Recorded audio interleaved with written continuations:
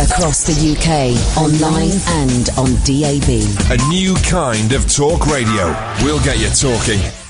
Talk radio. Thank you, Baldy. Thank you, The Tramp. We are joined the start of the show by one of Britain's greatest songwriters, Mr. Glenn Tilbrook from Squeeze. And after that, I only want calls from robots. Thank you. Late night, Iain Lee on Talk Radio. We have ways of making you talk.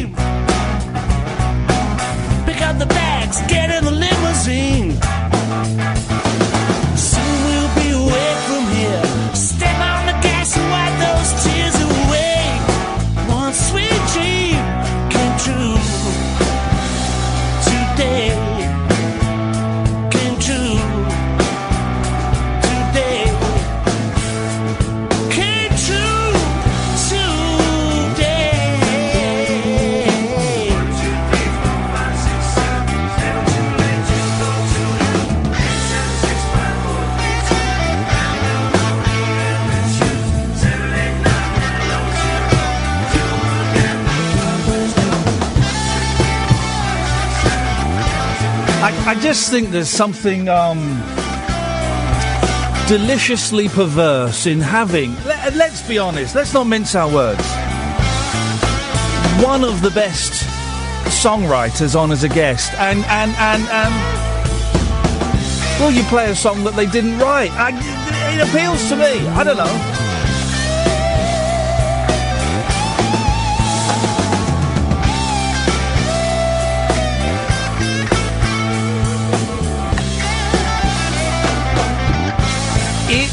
Appeals to me. Ladies and gentlemen, please all be upstanding, doff your hats and salute, as it's only Mr. Glenn Tilbrook on the line. Good evening, Glenn. Hi, how are you? I'm very well, man. How are you doing? You all right? Really good, thank you. I love that version. I love that version of the end medley. It's just superb. Superb.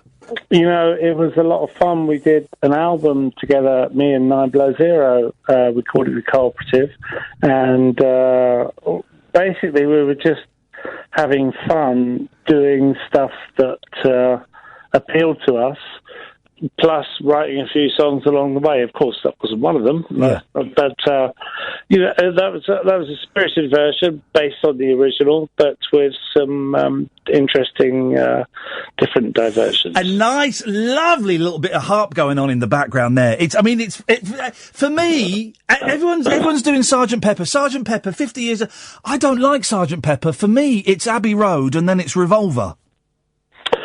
Right. Well,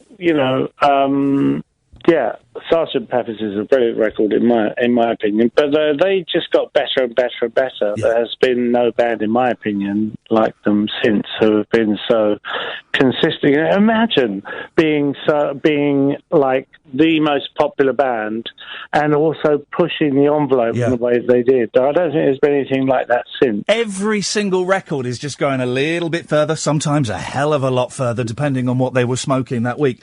What were you listening to as a kid, Glenn? What was it? What was big on your record player? Well, I grew up in the 60s, so it was really pop radio that I listened to, and I was really receptive to music, since I can remember.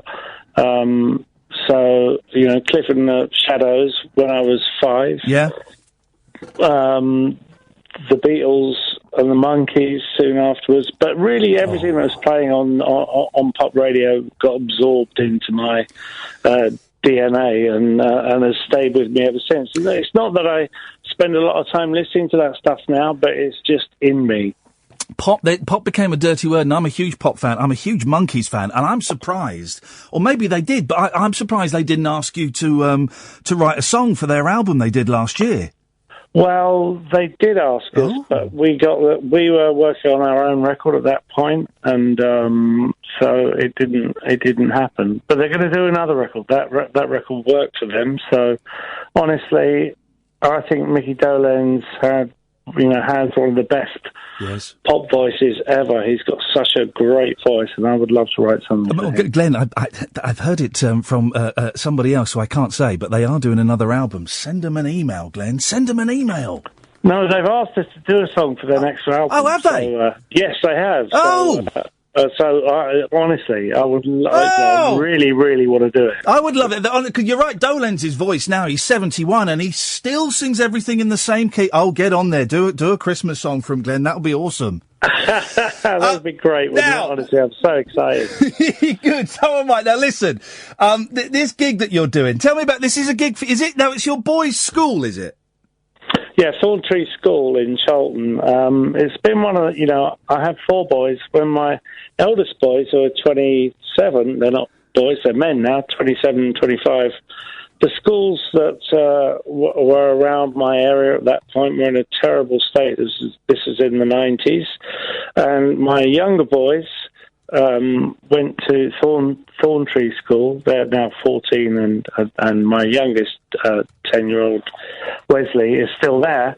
It was just like the most perfect school. It's a great school. It's been funded properly. That's dropping away now.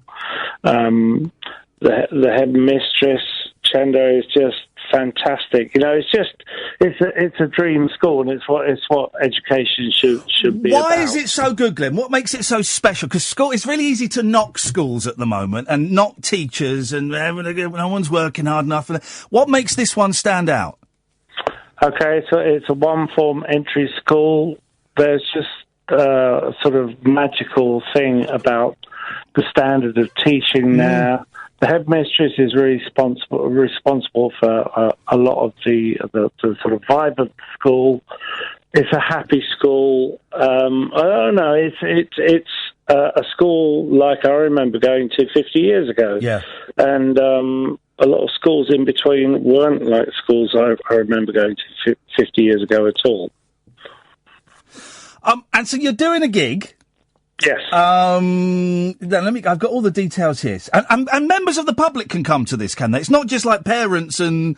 No, anyone can come. Gig, with the cuts in funding to school, I wanted to do something to me and my wife, who's a governor at the school, wanted to do something to say thank you to the school for doing such a great job and continuing to do such a great job under increasingly difficult circumstances. Yeah. So we wanted to raise some money for them to get some stuff for the school that they need. You know, I feel very lucky that I'm in a position to be able to do that, and I have some friends who very kindly agreed to contribute to that. But you know, in my opinion, it shouldn't be left up to those sort of circumstances. But we are where we are. So it is sad. You hear more and more stories with of schools, you know, at the beginning of each term, sending out a note to parents saying, if you could just send us £5 and that will go towards exercise. And you think, no, flipping heck, that stuff should be there. But sadly, because of the situation that, you know, schools have been allowed to get in and various governments and stuff, they do need an extra helping hand every now and then, which I think is wrong, but good that people like you step up to the plate when it's required. It's on Thursday, May the 18th, 9 Below Zero. Are they backing you? No, they're doing their own set. We're going to play together as a cooperative. You know what you just played, the version of "You Never Give Me Your Money" was me and them. Yeah. So we're going to be doing that. We have the Greenwich and Lewisham NHS Choir coming to do some stuff. Who are, you know, what a fantastic story they have, and. You know, we did a few festivals last year. We played on the main stage at Glastonbury for the first time ever for us. And they were on before us. What a fantastic sound they have. Yeah. And they're local. They're local to us. So we did a gig, we rehearsed some stuff and played together on Blackheath, the festival last year. And it was a joyous occasion for everyone. So they've been very kind and agreed to come to the Blackheath concert halls and perform a set by themselves and do a few songs with me also. And one of your boys is playing, Leon. Leon is playing. Yeah, he's going to do a set. He's 14. He's doing 4 or 5 songs. 14, he's great. I've got Wesley, my youngest boy, is also in the Thorn Tree Choir, so he's going to be performing. My oldest boys, who are in a band called Millions, who are great. Yeah. They were going to be performing, but my oldest son had booked a holiday, so they had to cancel that. Oh well, it sounds like it's going to be a lot of fun. It's on May the 18th. I'm going to tweet all the links and the places where people can get tickets and stuff. It sounds like it's going to be a brilliant night. I really appreciate. Oh that. no, listen, Glenn. Honestly, for being part of the soundtrack to my life and for what you may be contributing towards the Monkeys. I owe you everything. You come on anytime you want anything to plug. What else are you up to at the moment, Glenn? Is Squeeze doing any more bits and pieces? Yeah, Squeeze. We're about 2/3 of the way through doing our next album, and so yeah, honestly, I'm really excited by that. You know, it's sort of from when we did From the Cradle to the Grave and working with Danny Baker's autobiography and a TV show. It was a great reason for us to make a record that people would listen to, you know, because it's so easy to get lost in. And people loved it. People. You know, the phrase "return to form" implies there was some dip, which I don't think there was. But people loved it and embraced it, didn't they?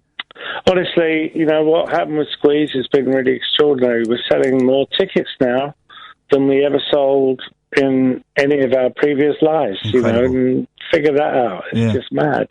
But, you know, it's a great place for us to be in, you know, and I think one of the things about Squeeze now is that we don't take it for granted. And I think, you know, there was a point in the past, 20 years ago or so, when we sort of got a bit complacent, and I really don't think we're that now. We're trying our hardest, and we deliver a really good show. I'm very proud of it.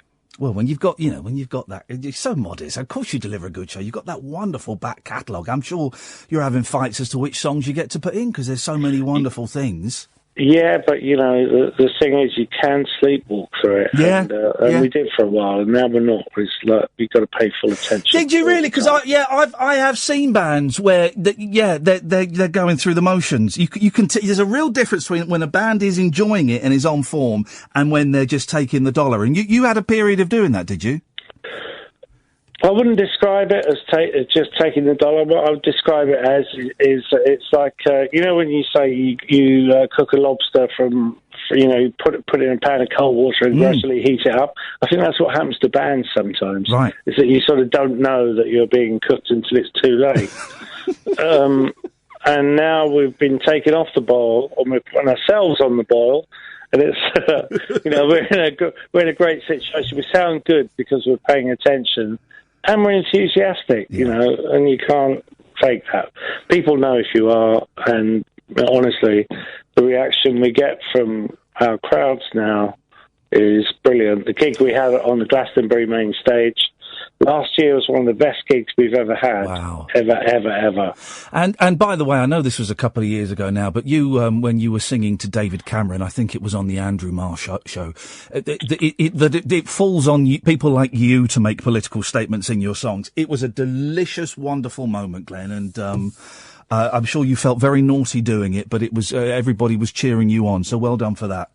Well, thank you very much for that. It's something I felt I had to do because I disagreed very much with the policy of stripping away social housing. I think, I grew up in social housing. Chris Difford were talking about that today. We both grew up in a time when, working class families could work and feel secure in their homes and not be moved along or have their bedrooms assessed and all that stuff.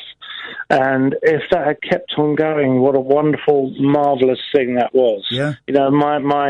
My parents felt secure in their home, which they had from 1954 until, my mum died in 1997. Wow. That's a fantastic thing. Yeah. That's the legacy of social housing, and now my children cannot expect anything like the same thing, and I think that's a very sad. Mate, sad it thing. is terrible. I've got kids, and it is terrifying. Glenn, listen, absolute pleasure. The show is on May the 18th. Tickets at www.blackheathhalls.com. I'm going to tweet that as well, and we'll put it on the Facebook page. Glenn, you have an open invitation, sir. Anytime you want to come on and promote anything, just drop us an email.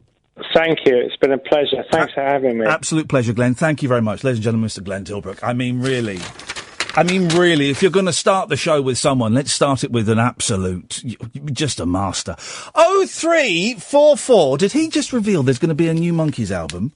Oh, I say, did we get an exclusive that Difford and Tilbrook are writing a song for the new Monkees album? Did we just get an exclusive that no one knows that Monkees album is happening? But now that he has said that on the radio, I can now say that, apparently there is. That's exciting, isn't it? We got an exclusive there, guys. That'll annoy certain people in certain camps. 0344 499 1000. Late Nights with Iain Lee on Talk Radio. The radio show for people who know the best part of the day is the night. Late Night Iain Lee on Talk Radio. We have ways of making you talk. Guys, don't let that one slip by. That was an actual, genuine rock and roll exclusive that we stumbled on there. I didn't know that was going to happen. Glenn, I'm sorry that you didn't get asked to write a song for the last Monkees album. Oh, we did. We were too busy, but they're doing another one. We're writing one for that. Wowzers. Huh? Wowzers. Who'd have thought it? An actual exclusive. The people in the Monkees camp that hate me are really going to hate me now. There are one or two, including one of the Monkees. Anyway, don't matter. 0344 499 1000 is the telephone number. Tough one this evening. Tough one. Or remind me to tweet that link for the gig. I'll do that in a minute. As we all know, robots is taking over the world. All of our jobs will be automated. Everyone, you're getting excited about driverless cars, right? That's gonna eventually, I'm gonna say, make 5 million people unemployed in this country. I don't know. How many people drive cars for a living? Taxi drivers, minicab, Ubers. How many people drive trucks for a living? Those jobs will be gone. Those jobs will be gone. So driverless cars, it's a bit of fun, but those people will all lose their jobs. That's fine. That's absolutely fine.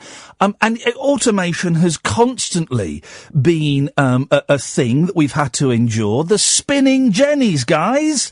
Remember the Luddites and what they got up to with the spinning jennies? They smacked them in, and there'll be people smacking in driverless Uber cars. It will happen. But the progress is such that we are unable to stop it, even if we wanted to. And here's the thing.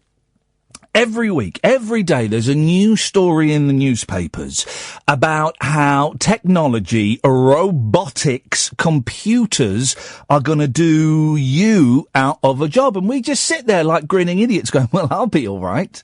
And I was thinking, well, as a phone-in radio host, I'll be all right. My job will be gone. My job will be gone. They'll be able to, eventually, they will get computers that can do all of the things that I can do. And probably even better. Imagine, we sort of...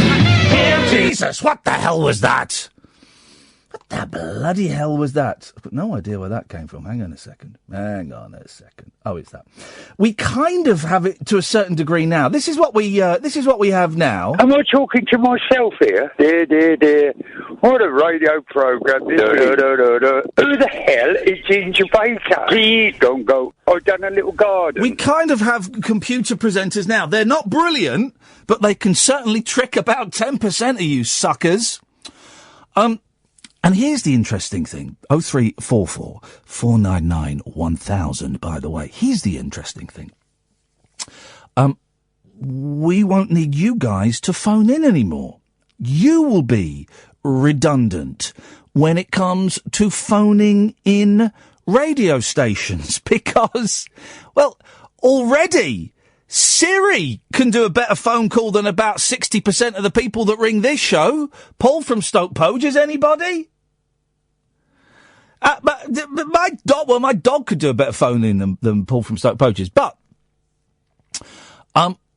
you guys are going to be out of, a gig. You guys, you won't, we won't need you to phone us up. It'll be computers phoning up a computer host. It'll be robot callers phoning up a robot host. They tried it. Do you remember, about 10 years ago, XFM automated. They automated so after breakfast at 9 until 6 o'clock, it was all automated. And it meant the computers played all the songs, fired off all the jingles, did all that, and they were pre-recorded bits of presenter dialogue that were dropped in. You're listening to XFM. Coming up next, it's Coldplay. Brilliant. Absolutely brilliant. People got the wrong end of the stick and they rebelled against it and their listening figures dropped. But I just think that's because people weren't ready for it. You're going to be out of a gig, guys, as contributors to phone-in shows. Unless, and I have worked out a loophole, a workaround, a reach around, a glitch.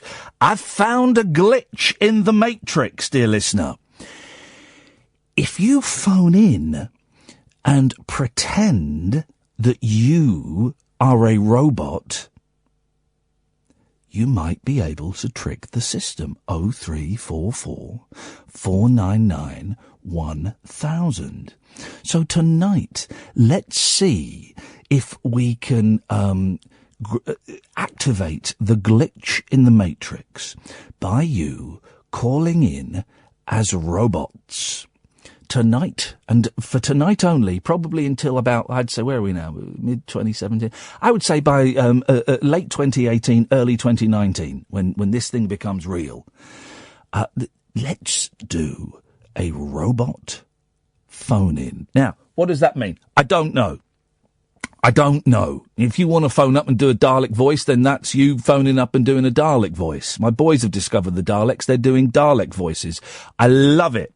If you want to phone up and do that, you're more than welcome to. If you want to be a bit of a cleverer, savvier robot, then you can do that. And I'm aware We had hardly any calls last night. And the show you're supposed to do after a night where there aren't many calls is you're supposed to come on and talk about old sweets, legalising cannabis and bringing back hanging. That's what you're supposed to do. Or tonight, the show you're supposed to do tonight. Right. This is what all the radio guidebooks and guidelines will tell you. The show you are supposed to do tonight is What's Wrong with Fox Hunting. That's what you're supposed to do tonight. Okay? Particularly after a show when we had, 6 calls last night. Terrible batting average. And after a show like that, and with tonight's show should be, but what's wrong with fox hunting? You see, taken a slightly different stance to what you thought I would, gets you on the back foot, gets you a little bit angry. 03444991000. But we're not doing that. If you want to phone in on that, you can. You can also go and phone in all the other radio stations that are following the instructions. We're not doing that. Instead, I'm asking you to phone in as robots. May get no calls tonight. And do you know what? I'm absolutely over the moon if we don't, because it means I was prepared to fail. Prepared to fail. 0344 499 1000. We call you back, cost you pennies if that. Tonight, it's a robot special on Talk Radio. Late night conversation worth losing sleep over. Iain Lee. On air and off the leash. On Talk Radio. We have ways of making you talk.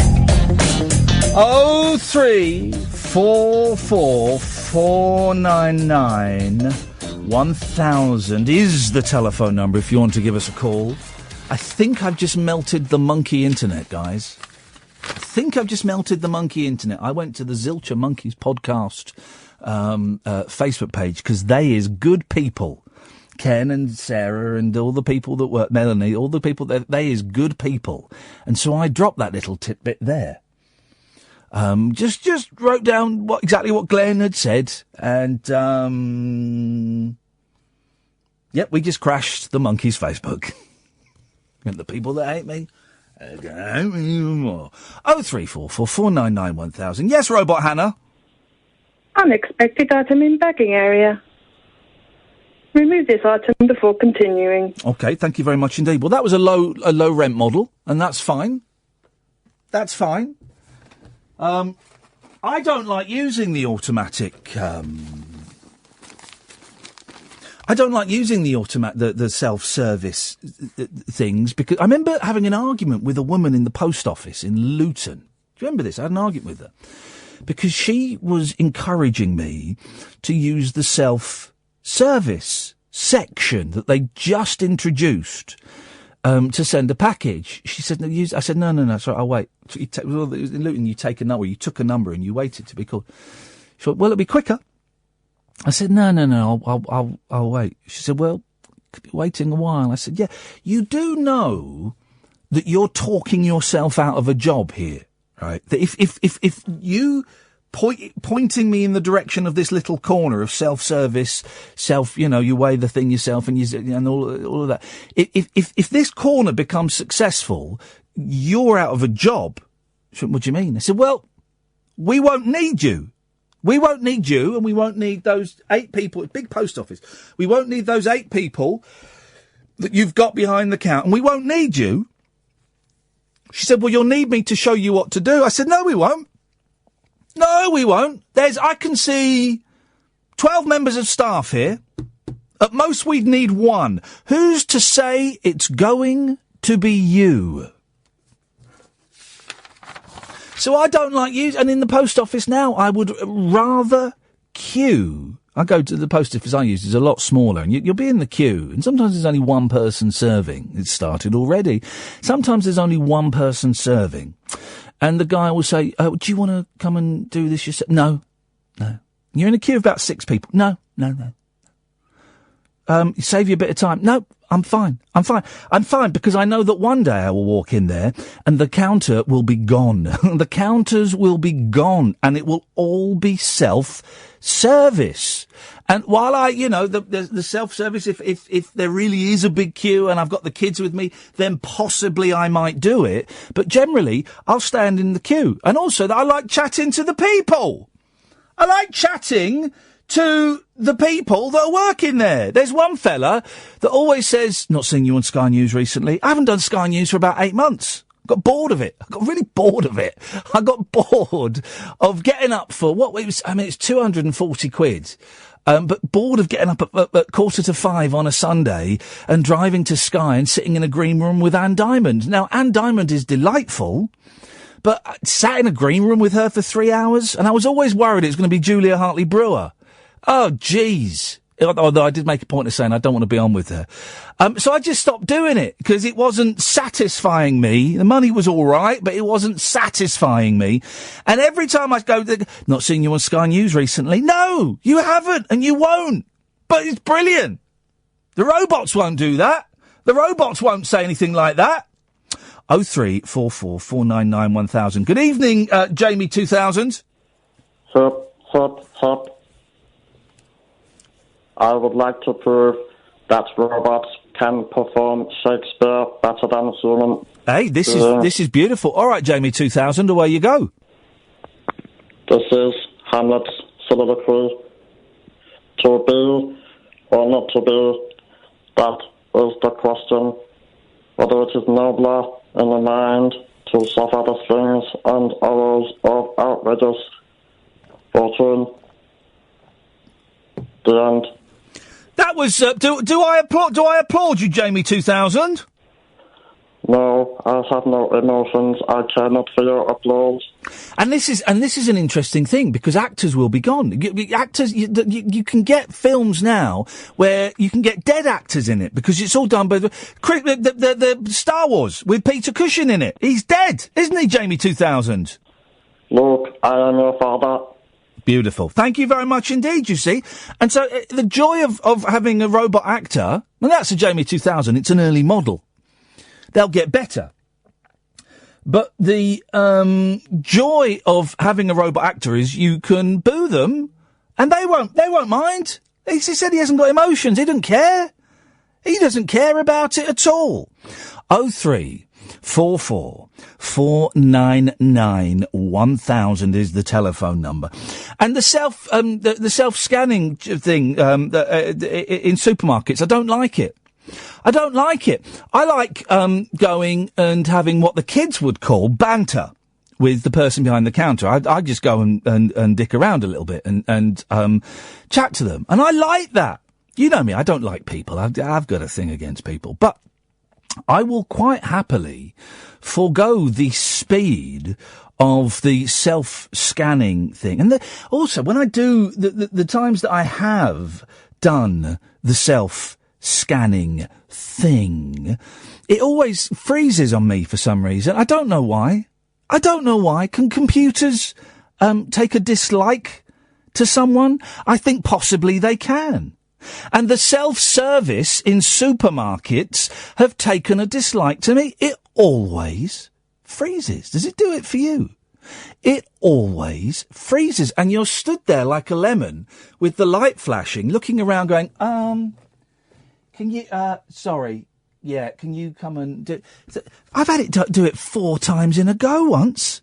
4 times in one shopping experience. It froze. The hell is that all about?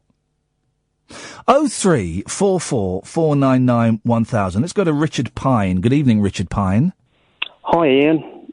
I just wanted to ask you, on the robot theme, if you were going to replace part of your body cybernetically, what would it be? What year were you constructed? 2001. Okay.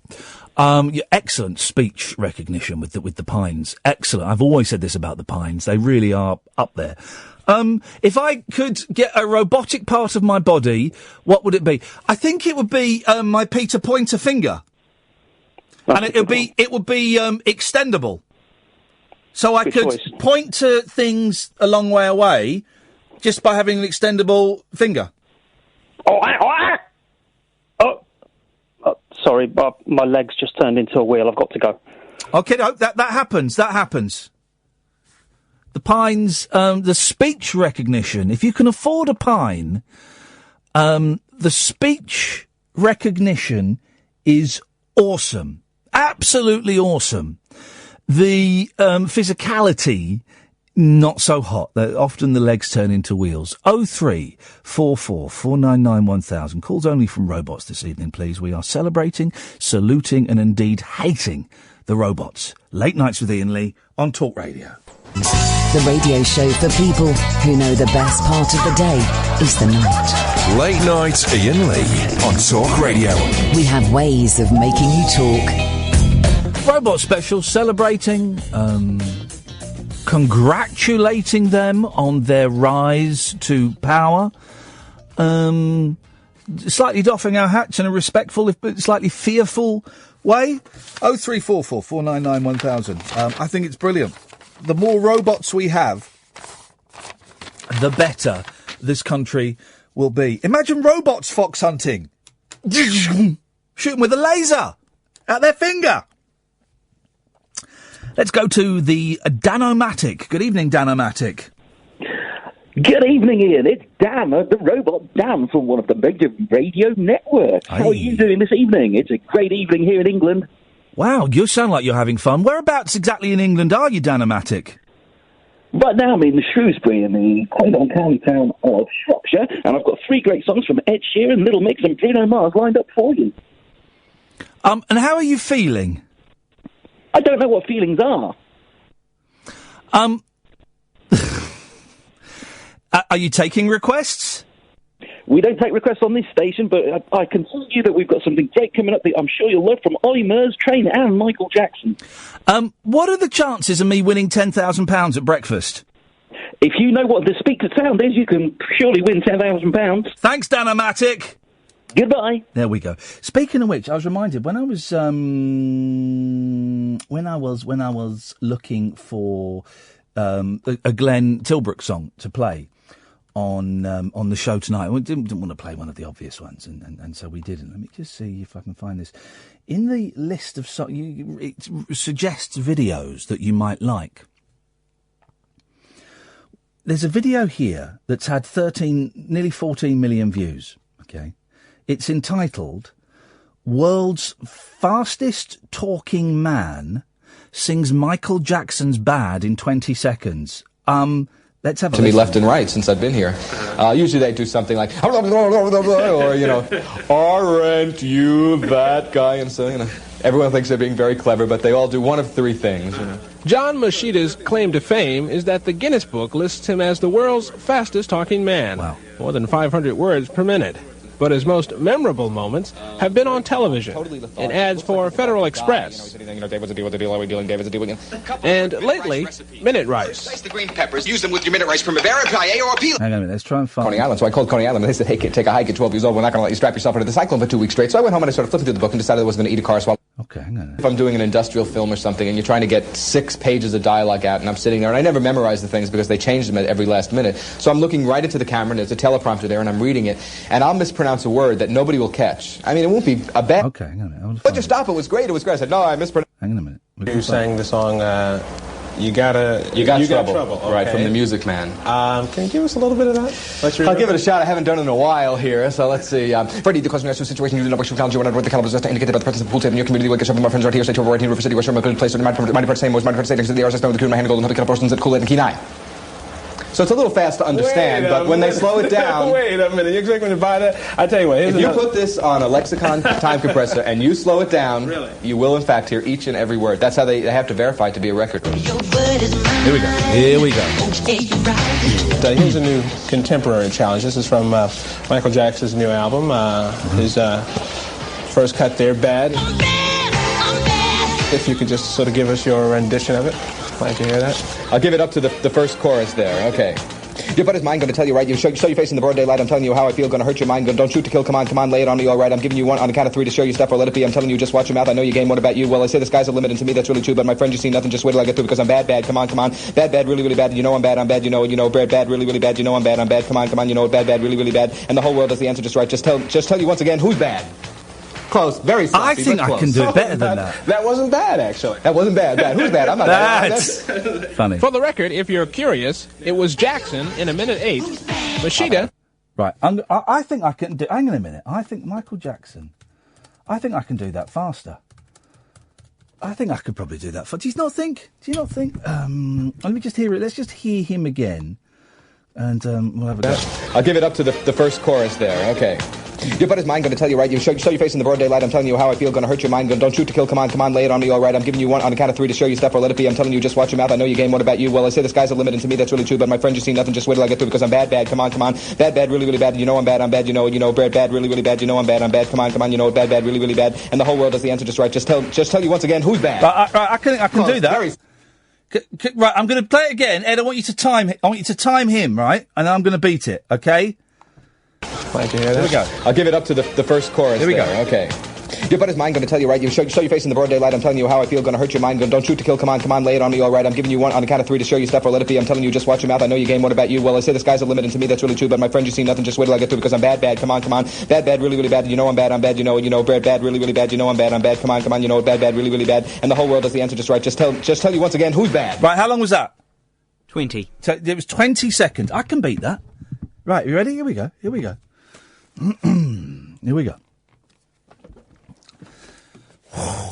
Yes! We're going to have this.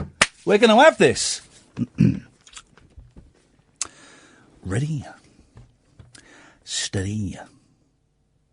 Your buddy's mind going to tell you, right, you show your face in broad daylight. I'm telling you how I'm going to feel. Tell your mind going to do should kill. Come on, lay it on me. All right, come on, giving you a count of 3 to show you stuff. I'll let it be. I'm telling you, just watch your mouth. I know you're again. You said this guy's living to me. There's really true. My friend, give you sin. Just wait till I get through because I'm a bad. Come on, you know I'm bad. I'm bad. Come, you know I'm bad. You know, and the whole that's right now. Just once again, who's bad? How long was that?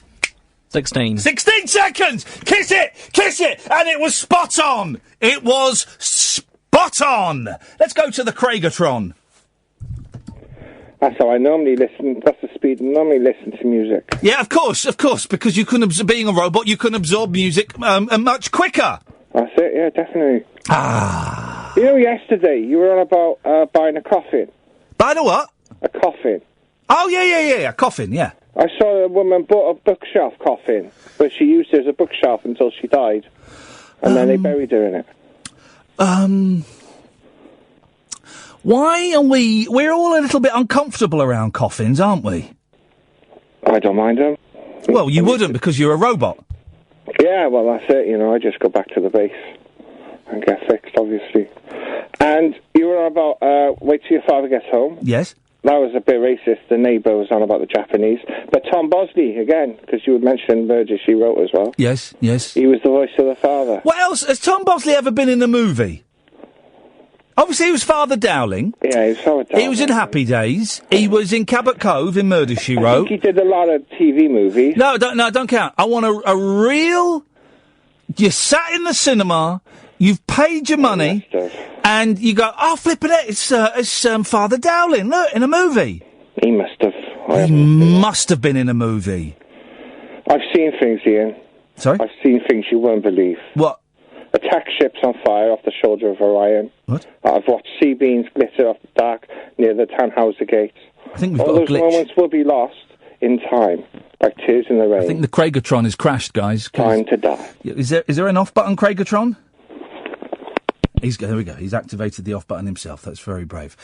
Metal Mike. 01 001 001 011 0001. I'm bored of this already. 011 0001. Here's the thing, Metal Mike, right? They say that all computer, and you'll know this, what with you being a robot, right? That all computer language is zeros and ones, is binary, right? So when it's music, when it's it's recorded music, it's binary. When it's recorded my voice, it's just zeros and ones, zeros and ones. Mm-hmm. How the hell is that? That can't be true. A human processes information in a linear format, though, so the information goes in linear. in a line. What? A computer. If you don't know the answer, you can just say you don't know the answer. You don't have to just waffle. I'm bullshit. afraid your processor is outdated and you are unable to understand my complex calculations. Yes, that might be it. Do robots dream? No, because they don't sleep. Obviously, if you were a robot, you would know that. I'm looking forward to the robot revolution. Honestly, it's going to be a much more exciting world when robots are doing everything, isn't it, Metal Mike? Well, I think it would be even more boring because nothing would be a challenge. Excuse me, sex bots? Why? It would be pointless. Well, why would it be pointless? A sex bot? Because who's the sex bot having sex with? Well, the man of the house, generally. The robot man? No. I'm being too complicated for you, too nuanced for you, robot boy. Sorry, that was racist. No, the gentleman of the house, because I don't think they've made man sex bots for women. I bet they have. There was, they must have done. Really? Well, yeah, they've got, what are they called? Symbians or something? That's monkeys, isn't it? No, they've got those machines that ladies can sit upon. Well, I've seen those. I've seen the chairs.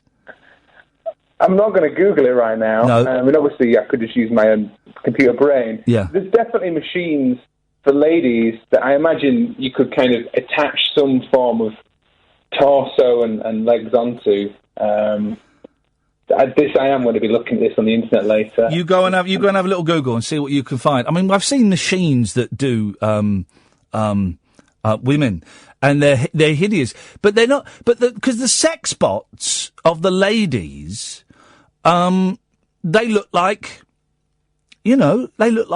beautiful, classy rubber ladies. That's what they look like. They look like corpses. Yes, they look like dead bodies. But I've yet to see a robot man. I don't know. Let's go to the Andre 3000. I think Jaffa cakes are lovely because you can either eat them a little bit at a time or eat them in one mouthful if you are greedy. That's absolutely true. We had that clip. We pretended we had a competition to give away Jaffa cakes at another radio station. We did it like, you used to get in the 70s and 80s, the tiebreaker, complete in no more than 20 words. I like Jaffa cakes because. And we got that poor soul, that Andre, who was an alcoholic, to enter. And that was his entry. I like Jaffa cakes because you can eat them in one go or all at the same time if you are hungry. What was his entry? I do wonder what happened to that gentleman. There's very few callers from the past that I kind of think about and I allow to enter my thoughts, because I don't really remember. And I don't really care, I don't mean that in a cold way. I'm just aware that this is a very transient. The relationship that I have with you, dear listener, is transient. Some of you have stuck around with me for years. Some of you have been and gone and come back again. Some of you have only just discovered me. Some of you have listened for years and never called in.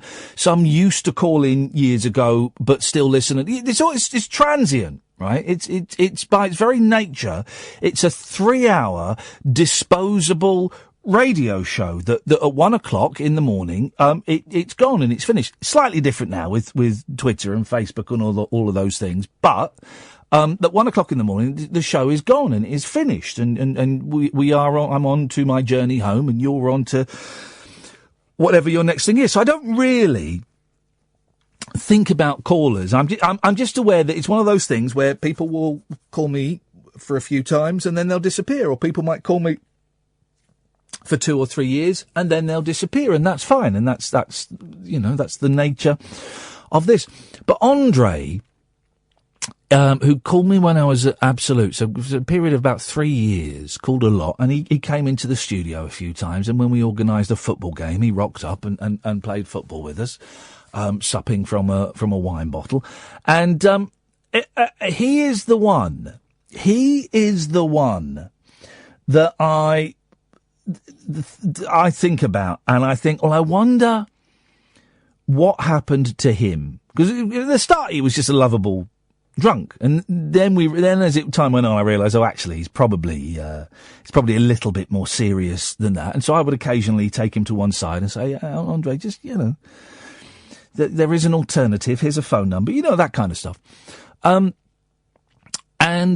once I left Absolute 5 years ago, 6 years ago, I don't know, 5 years ago, he stopped calling. Never heard from him ever again. There was another guy we never heard from again, a guy called Rob from Ponders End, who was a massive stoner and got very upset when the last time I spoke to him. He was very friendly and laid back, but the last time I suggested that maybe he was smoking too much weed, and he told me to F off and slam the phone down.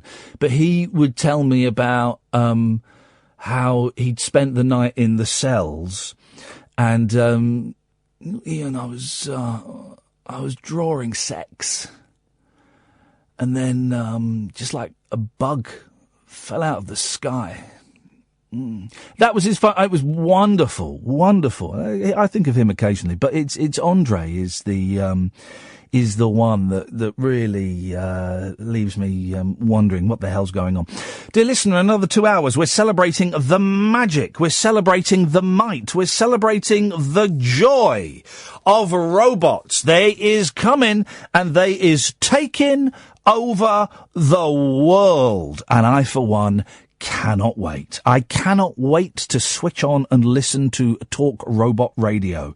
I cannot wait to hear robot callers, and that is what we are asking from you tonight. 0344 499 1000. Your calls, your stories about robots, but please, tonight, this evening, I am only accepting calls from robots. 0344 499 1000. Late nights with Iain Lee on Talk Radio.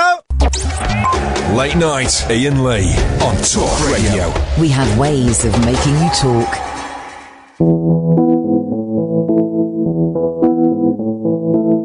In a future time, children will work together to build a giant cyborg. Robot parade, robot parade. Wave the flags that the robots made. Robot parade, robot parade. Robots obey what the children say.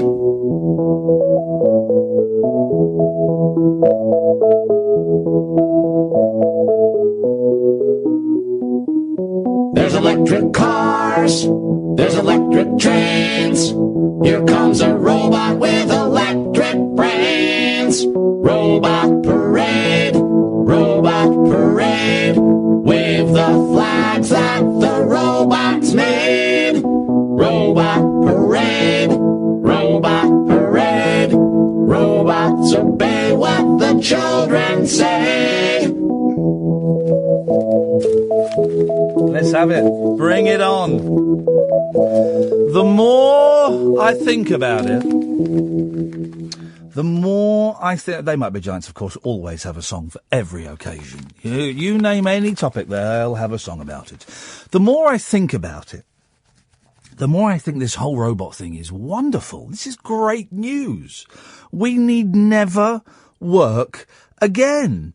We need never do anything again, because robots will do it. Be honest, right? Be honest. You hate your job, don't you? You hate your job. Even if you think you've got a cushy job, you hate it. You've got that moment when you've got to get out of bed and go and have a shower and a shave and iron a shirt, and you think, oh, jeez. No, God, no, not again, no, please. No, God. Here we go. Right, getting up now. And we wouldn't need to do that. If we had robots We wouldn't have to have that moment, that period when you pull up outside work in your car, or the bus drops you off and you stood outside thinking, I could go and get on a train and go to Scotland. I've got my passport in my bag. I could go to Paris right now. Go to Paris. Go to Scotland, because you won't have a job. You won't need to. How you pay for these things, that then becomes a different issue, and we're not really addressing that this evening, so don't muddy the water, please. 0344 499 1000. You hate your job, okay? All right, maybe hate's a bit extreme, but you dislike it. You dislike it. No one goes to work with a spring in their step going, yes! Ha-ha! More work for me today! Come on! Let's have it! No one does. You don't. You do not. I don't. I've got a really cushy job. You don't. And if we had robots taking over everything, you wouldn't have that feeling anymore. That feeling sort of in the pit of your stomach that there's something missing, that life could be so much more than just this drudge of every day, 5 or 6, sometimes 7 days a week of rocking up to this steel and glass building and sitting next to drones, people you have absolutely nothing in common with. In fact, you probably quite dislike them. You may even hate some of them for no reason than they just drink their tea funny. Or they have a funny little phrase that they say when they see you the first thing in the morning. And it's them being nice and polite, but as every single day it drives you nuts. You don't like your job.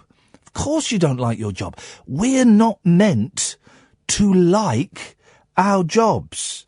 I guarantee, and I'm saying this so that you don't feel alone, okay? I guarantee there is nobody listening to this show right now who likes their job. There might be some of you that can tolerate it. And I'm sure there are quite a few of you that know that the alternatives are much worse. It doesn't mean you like your job. You walk to work with a sense of excitement and anticipation at the challenges that are going to be thrown your way and will make you a wiser and spiritually richer person. You don't. It's a myth. We're all Reggie Perrins. We all hate our jobs. We're all dying inside, slowly. Some of us faster than others. Some of us hate our jobs more than others. But the best you can hope for, the very best you can hope for, is a mild dislike of where you work. Imagine that. The best you can hope for is that for a third of your day, you're going to mildly dislike it. And most of you will hate that third of your day. That's not even including the travel to and from. I'm just talking about the pure job. I'm just talking about the pure job.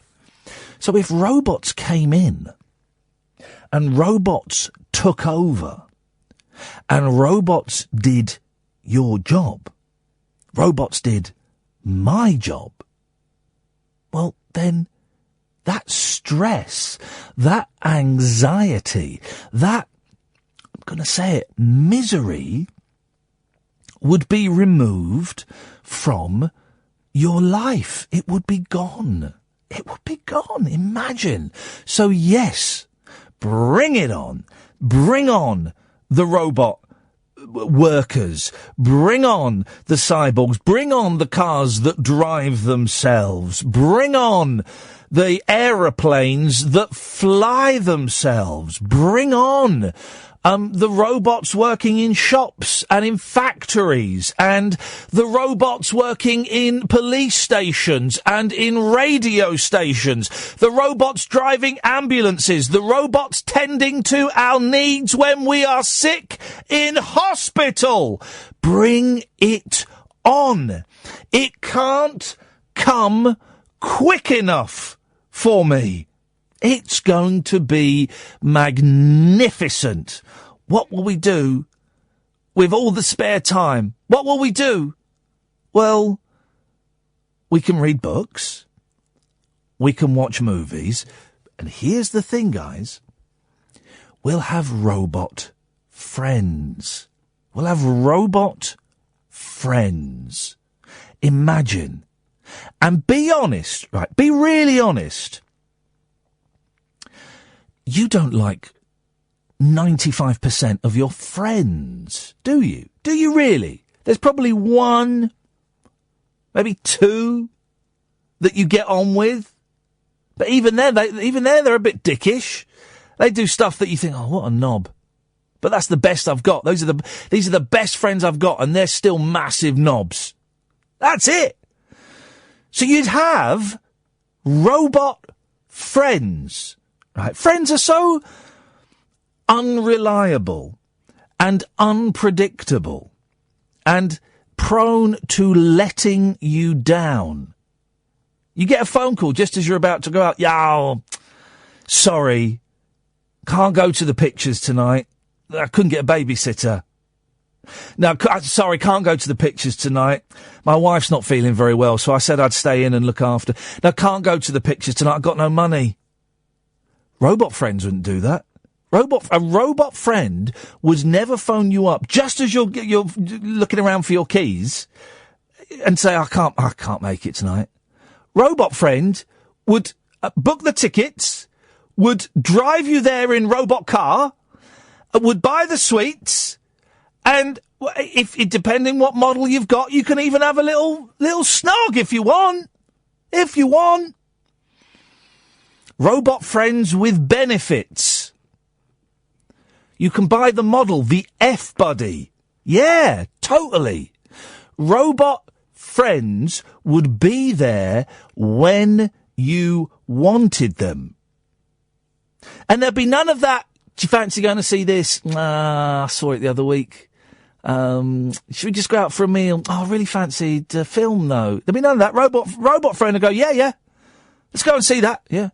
Even if they've seen it before, they'll erase their memory so that they will think they haven't seen it before.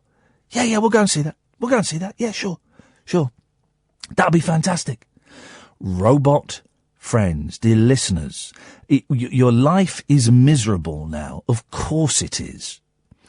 If robots did our jobs, if robots did our cleaning, if robots drove our cars, if robots picked our fruit, if robots made love to us, if robots took us to the pictures, if robots then took us out for a pizza afterwards, everything would be so much better. Right now, life sucks. Robots can make things better. 0344 499 1000. Katia-Tech 2000 coming up after this. Late night conversation worth losing sleep over. Iain Lee. On air and off the leash. On Talk Radio. We have ways of making you talk. 0344 499 1000. Late nights with Iain Lee. It's a robot special. Let's go to the Katia-Tech 2000. Good evening, Katia-Tech 2000. Hello. Oh. I'm doing the voice. What voice are you doing? The robot voice. You sound more like the ghost of a Belgian child. Okay. I can't do this.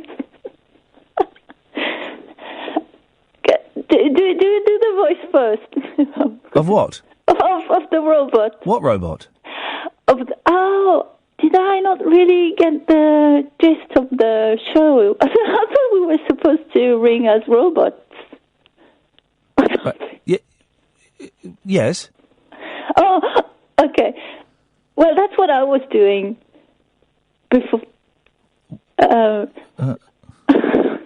didn't. Okay, no, but you're good at doing the robot, I think. Well, what you're assuming, Katia-Tech 2000, and this is the thing, the European models, they're just not up to standard. It's partly because of the voltage. But you are assuming that the robots speak in a voice like this. Robot, and I would like very much to be your friend. That's like 80s robots. We're in the 21st century now. Okay. So they're like well evolved and they speak like me. I'm gonna shank you! That's a bit out there. That's a gangster bot. Okay. I'm a nice one. Okay, no, okay. I don't want to be ostracized even more, you know. No. So, well. Yeah. So, that's it then. We're done because I was just wanting to do the voices. Okay. And saying that it's not true. I love my job. Sorry? Yeah. No, you don't. Why? You hate it. No. No, everyone hates, when you think about it, and you might not realise it tonight, Katia-Tech 2000, and that's fine. But I've planted a little seed in your brain that is going to grow. It is going to percolate. And you will actually, by the end of this week, early next week, realise what I am saying is true. You don't like your job. You don't like the people you work for. You resent them. You resent the people that you work for. You resent the fact that you have to fit into their schedule.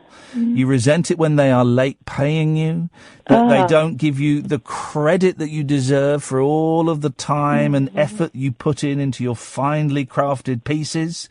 And sometimes you fantasize about turning the guns that you are engraving and shooting the customers. Right. Well, how do you know the last part? It's true, isn't it? It's true. I know people and robots. Okay. That's a bit worrying about the last part. It's true, isn't it? I can't shoot people because I've only got the... No, you're not going to you're not going to shoot, but you sometimes fantasize about it.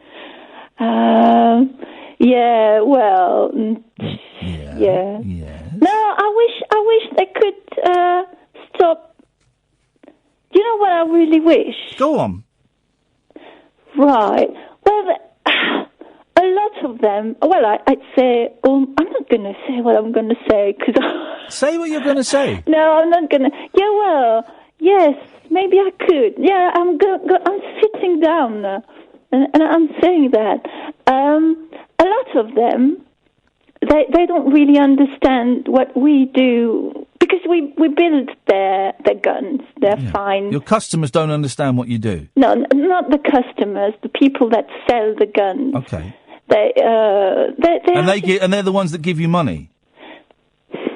Yeah, well, when they can be bothered. Here we go, Katia. Here we go. Yes. Here we go, baby. I'm spot on. Wait. But then, and that's the problem, is that if there wasn't the money issue, I'd be fine. I mean, I love doing what I do because it's artistic, but it's just the people I do that for. That's the problem. Isn't it? Just it's the people. And if it were all robotized, the people wouldn't be involved. You wouldn't be dealing with the people because you wouldn't be working. No, I would just still be engraving. But then that's a hobby. Yeah. And that's different. That's a hobby, fine. But you hate your work because of the arseholes that you have to deal with. I didn't say that. No, you didn't, Katia, but what you've done is you very gently just opened a door, and I'm just, with very little pressure... Thank you. I'm just pushing that door a little bit further open, so the light can seep in and the darkness can seep out. Right, so I just called in to do a funny robot voice, and I'm going to be sacked.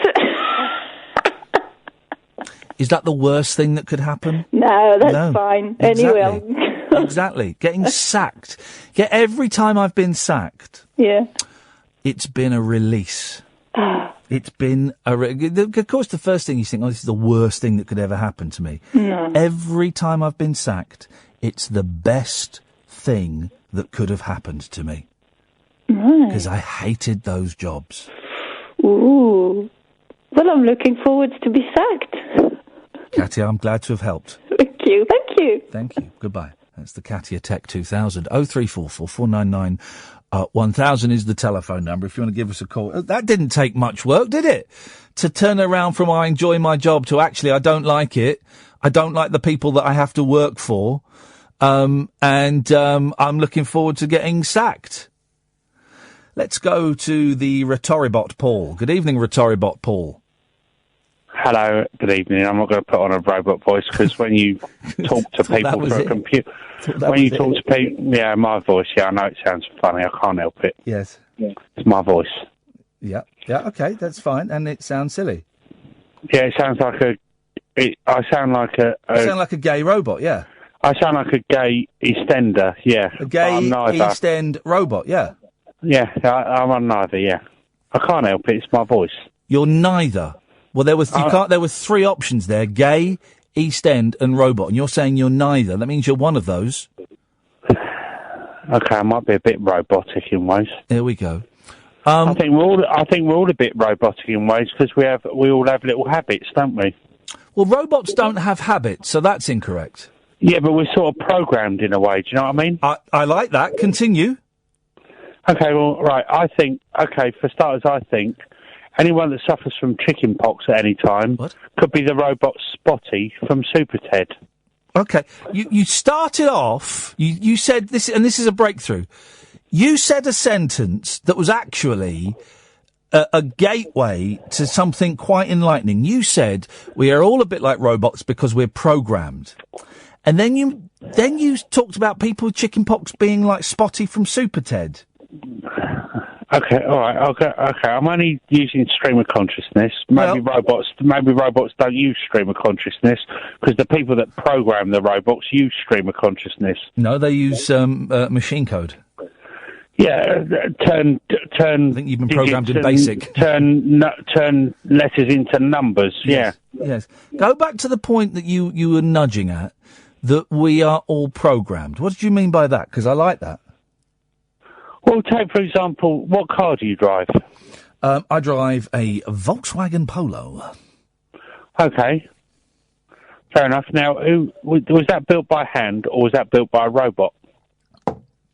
It was built by a robot. Yeah, okay. Probably somewhere near Coventry or Birmingham that has taken a person's job now. Right. You don't want to go back to that point about us all being programmed. So now we're talking about someone in Coventry who hasn't got a job because I've got a Polo. Okay, so we're all programmed. We all have our funny little habits. Here we go. We're back on track. Okay, right. We all have our funny little habits. Yes. We might put our left sock on first when we get dressed in the morning before our right sock. Okay.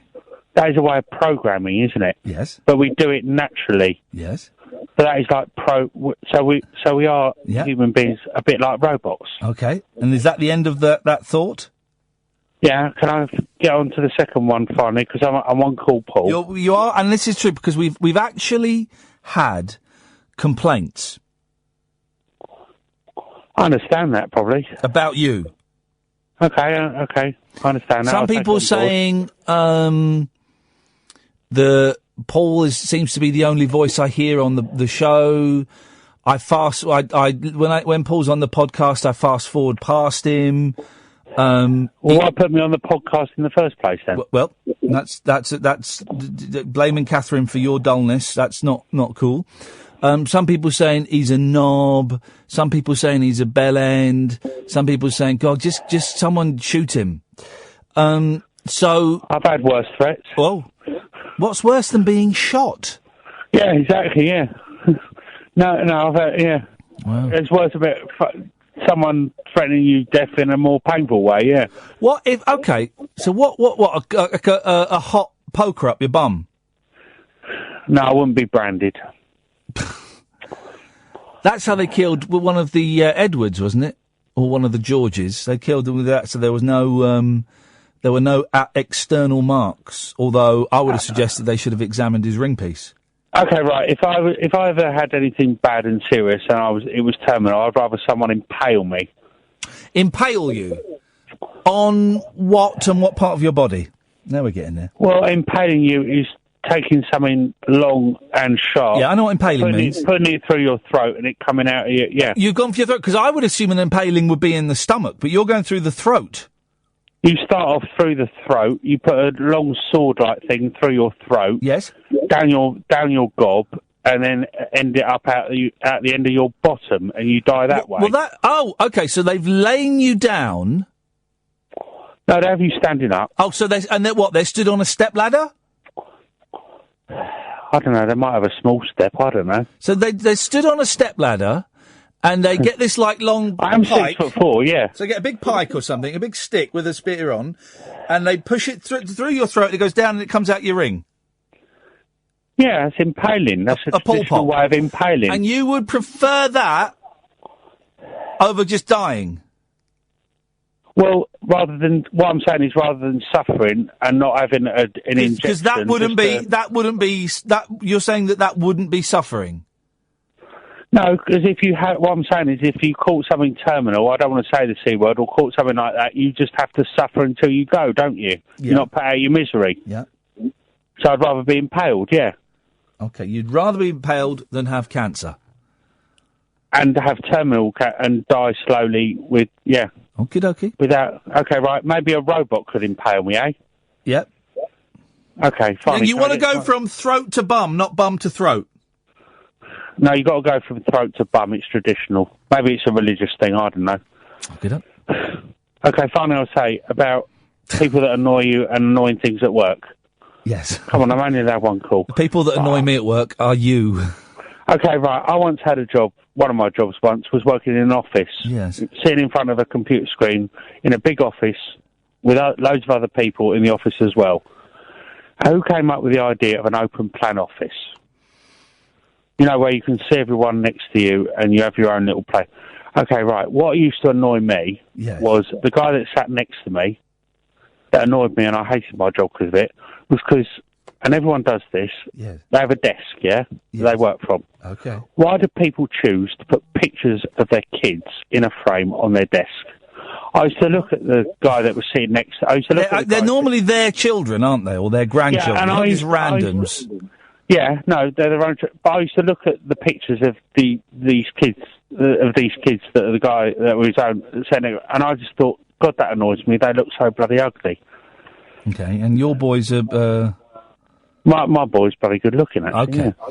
Yeah. And I'll finally say, right, we both work for the same line manager. We had to answer to him. Yes. What the hell is a line manager? Okay, you're boring me now, so I'm going to cut you off. Good night. There we go. 0344 499 1000. Late nights with Iain Lee on Talk Radio. The radio show for people who know the best part of the day is the night. Late night Iain Lee on Talk Radio. We have ways of making you talk.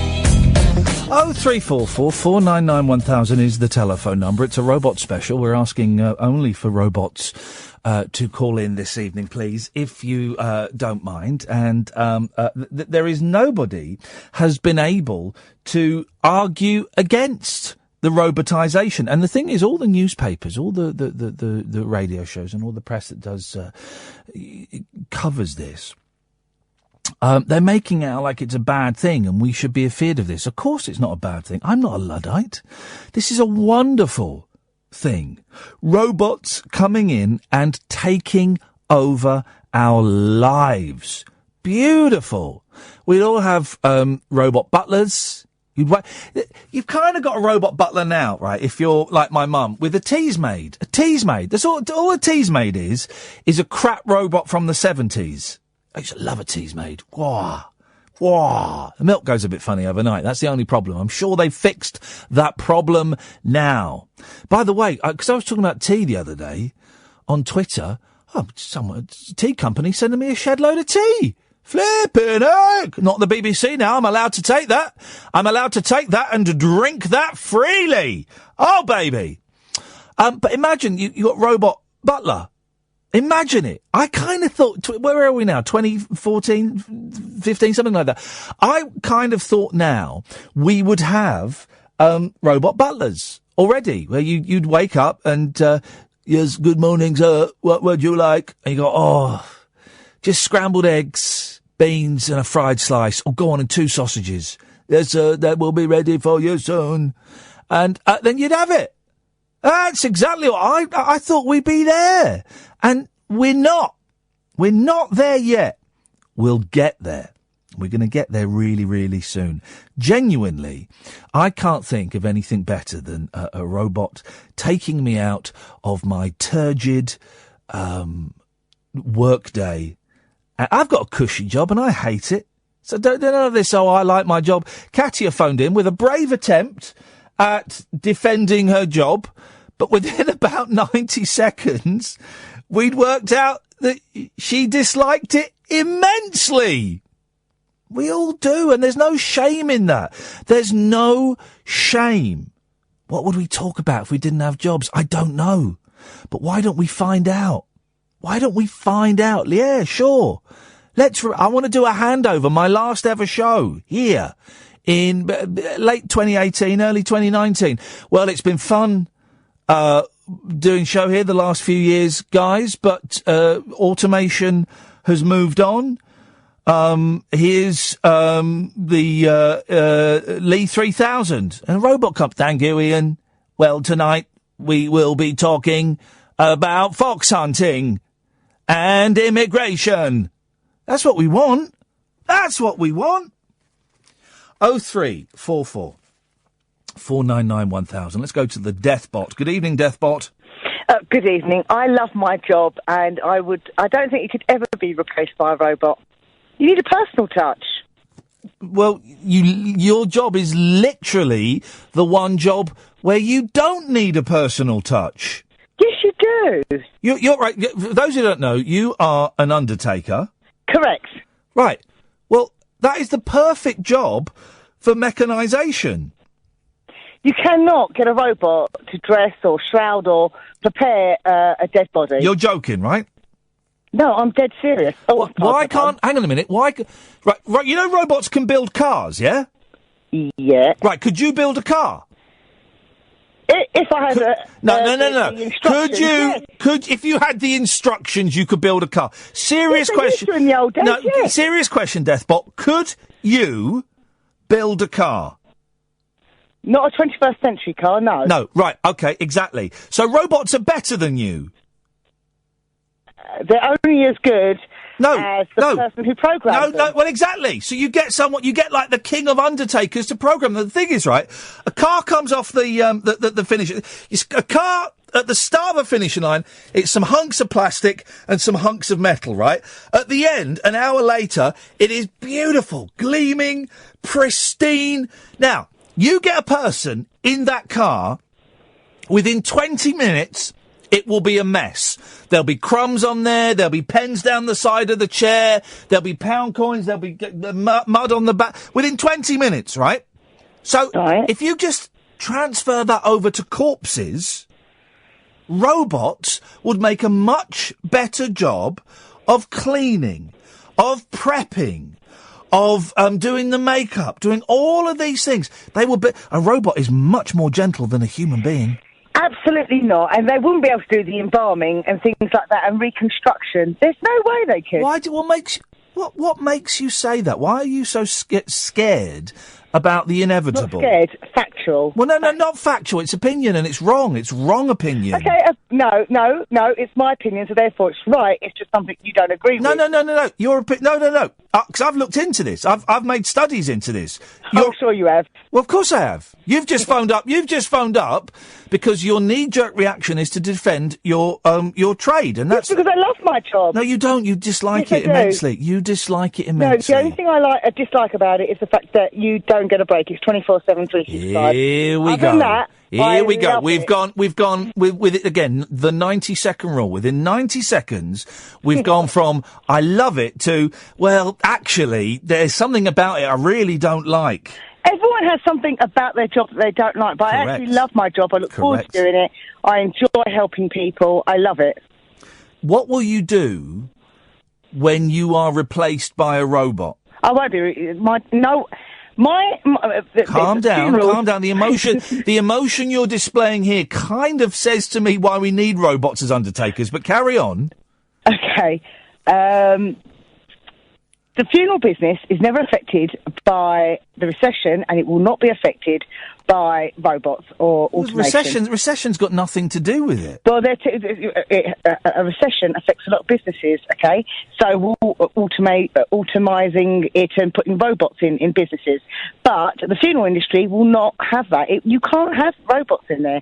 You might have it to do things like, I don't know, wash a hearse or something like that. Here we go! Here we go! Straight away! Now you're coming up... This is brilliant! Now you're coming up with suggestions of how robots can improve the undertaking business I hadn't even thought of! We have already got that, Ian. It's called a car wash. So you've got to get a robot to wash your car. I tell you what, you might as well get... We've already got them. They're called car washes. You might as well get robots to dig the graves.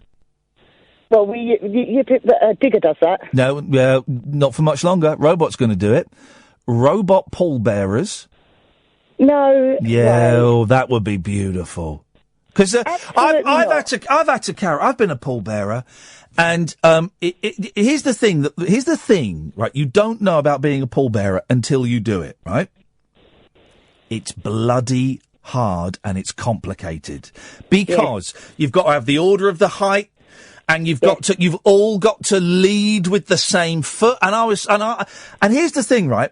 I couldn't, and enjoy is the wrong word, but it's the word I'm going to use. I couldn't enjoy my dad's funeral as much as I wanted to because I was a pallbearer.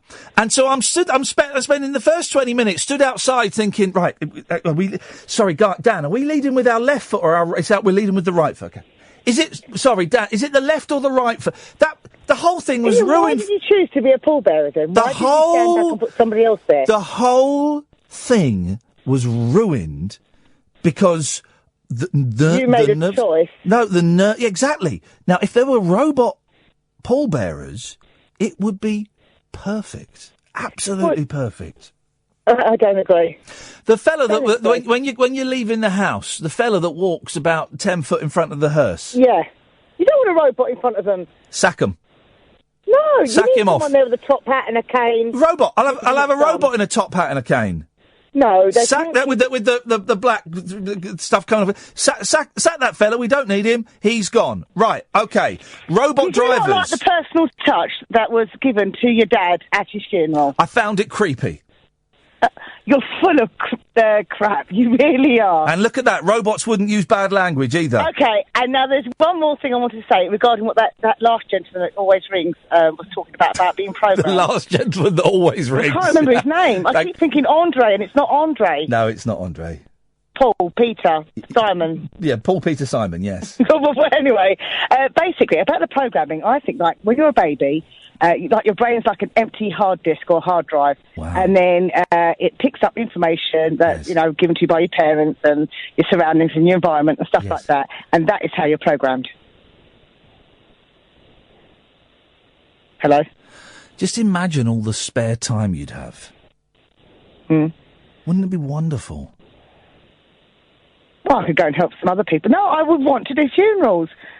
Well, that's a little bit... See, this is the thing. That sentence there, I want to do funerals. That, to me, is someone who's actually got a morbid fascination with funerals. And that's the last kind of person I want to be working on a funeral. No, because when you're used to doing something every single day and then you're not doing it, you get bored, you get unhealthy, you start getting ill because your mind's not active, your body's not active. I am sorry that someone has died in your family. Is it your wife, husband, father, mother, son, daughter, or other? It's my wife. I am sorry that your wife has died. Exactly. You must be very upset. Here, because when you speak on a phone and you've got to do that press You must be very upset. Was it people sudden? Get annoyed. Yeah, it was. And talking to automated answer machines, people get annoyed. It was a car crash. It was a car crash. Would you like the £500 coffin, the £1,000 coffin, or we can do you a deal on the £1,200 coffin? It will never happen. I'll have the £1,200 coffin, please. On it, £100 bet. Be nice. Okay. well, then we will make her look very pretty for you. See you on Saturday. It will never happen, Ian. Mark my words. You are wrong. You are wrong. And I look forward to being right. And I look forward to coming to your funeral when it's, and it's not a death threat, but when it is staffed the irony, Habiba, of your funeral being run entirely by robots. The irony would be delicious. 0344 499 1000. Late nights with Iain Lee on Talk Radio. Late night conversation worth losing sleep over. Iain Lee. On air and off the leash. On Talk Radio. We have ways of making you talk. It's going to happen, guys. It's going to happen. Robots is going to come and take over, and we are going to lose our jobs. And we're kind of programmed to feel that's a bad thing. But it ain't. It's a brilliant thing. You hate your job, yeah? You hate it. I know you do. Both people who've called in to say, no, I really like my job. Well, actually, there's this, and this about it that... I mean, if you didn't have your job, you wouldn't have this, and this. You wouldn't have that. It would be gone. The stress would be gone. I enjoy bits of my job. Of course I do, right? I have a cushy job. I work 3 hours a night. Wonderful. But I find it stressful. And, I have those moments in bed where it's like, oh, I've got to get up now. Oh, God, have I really got... I want to phone in sick. We all do. And there is no shame in thinking that whatsoever. So, when the robots come, we'll all be sorted. Robot politicians. Wouldn't that be brilliant? Actual robot politicians, right? They would make the best decisions because it would all be science. All the data would be fed into them. All of, the fox hunting, all the data, all the stats, all of people's opinions, all of that. And they would mathematically come out with the correct answer. They would come out with the correct answer. We're talking about tax, right? And all the parties going, well, we're going to put tax, we're going to freeze tax, we're going to increase... All of this, right? If all of the data was input into a computer about tax, who pays what, how much you get, what would happen if you put up a penny, what would if you took it down a penny, what if you... It was put into a computer, the computer would come out with the best answer. And we'd all have to go, yeah, actually, I can't argue with that. That is spot on. Yeah, that works perfectly. Robot politicians. It's gonna happen, man. Trust me. It's totally gonna happen. I'm trying to think of 0344 499 1000, by the way. We've had a few humans trying to phone in. No, sorry. Robocath is able to detect a pulse on the phone. She can detect a pulse from 50 yards, if truth be known. She is not allowing any humans on. So everyone that's phoned up is a human. Sorry, guys, it's robots only. 0344 499 1000. I am trying to think of jobs that would be safe after the robot revolution. I can't think of any. I mean, you can kind of say actors, but like I say, I mean, I've seen an advert for whiskey starring Bruce Lee, and it's amazing. Have you seen it? Oh, it's amazing. Absolutely incredible. You know, we've seen Michael Jackson doing a pop concert, so I don't think we'd need robot actors. I don't think we need actors. We could have robots. Writers, I reckon robots could do it. I reckon robots could write, certainly better than some of the crap we get sent here. Oh, man alive. Some of the books that get sent to us, absolutely awful. Written by humans. So many people wasting so much of their lives writing books and plays and films that will never get made. Just don't bother. Just go to your robo-writer and say, right, I want a spy novel set in the Second World War but I want the spy to be a German spy. Okay, I will do that for you. 20 minutes later, boom, out it comes. Wallop. Perfect. And it would take all of the best bits, all of the algorithms from all of the best spy books, and it would learn from all of the worst spy books, and it would be absolutely spot on. What jobs would we need a human for? We've already got robots doing operations. That happens. So, human doctors, human nurses, that would go. Save the NHS an absolute fortune if we got rid of all the people that work there. And also, here we go. This is a good point. We're hearing more and more stories, aren't we, about people dying in hospitals because of mistakes that have been made. And understandably so. Nurses and doctors are overworked. And they are exhausted. So of course they're going to make mistakes. And that means that people are actually dying. Wouldn't happen with robots.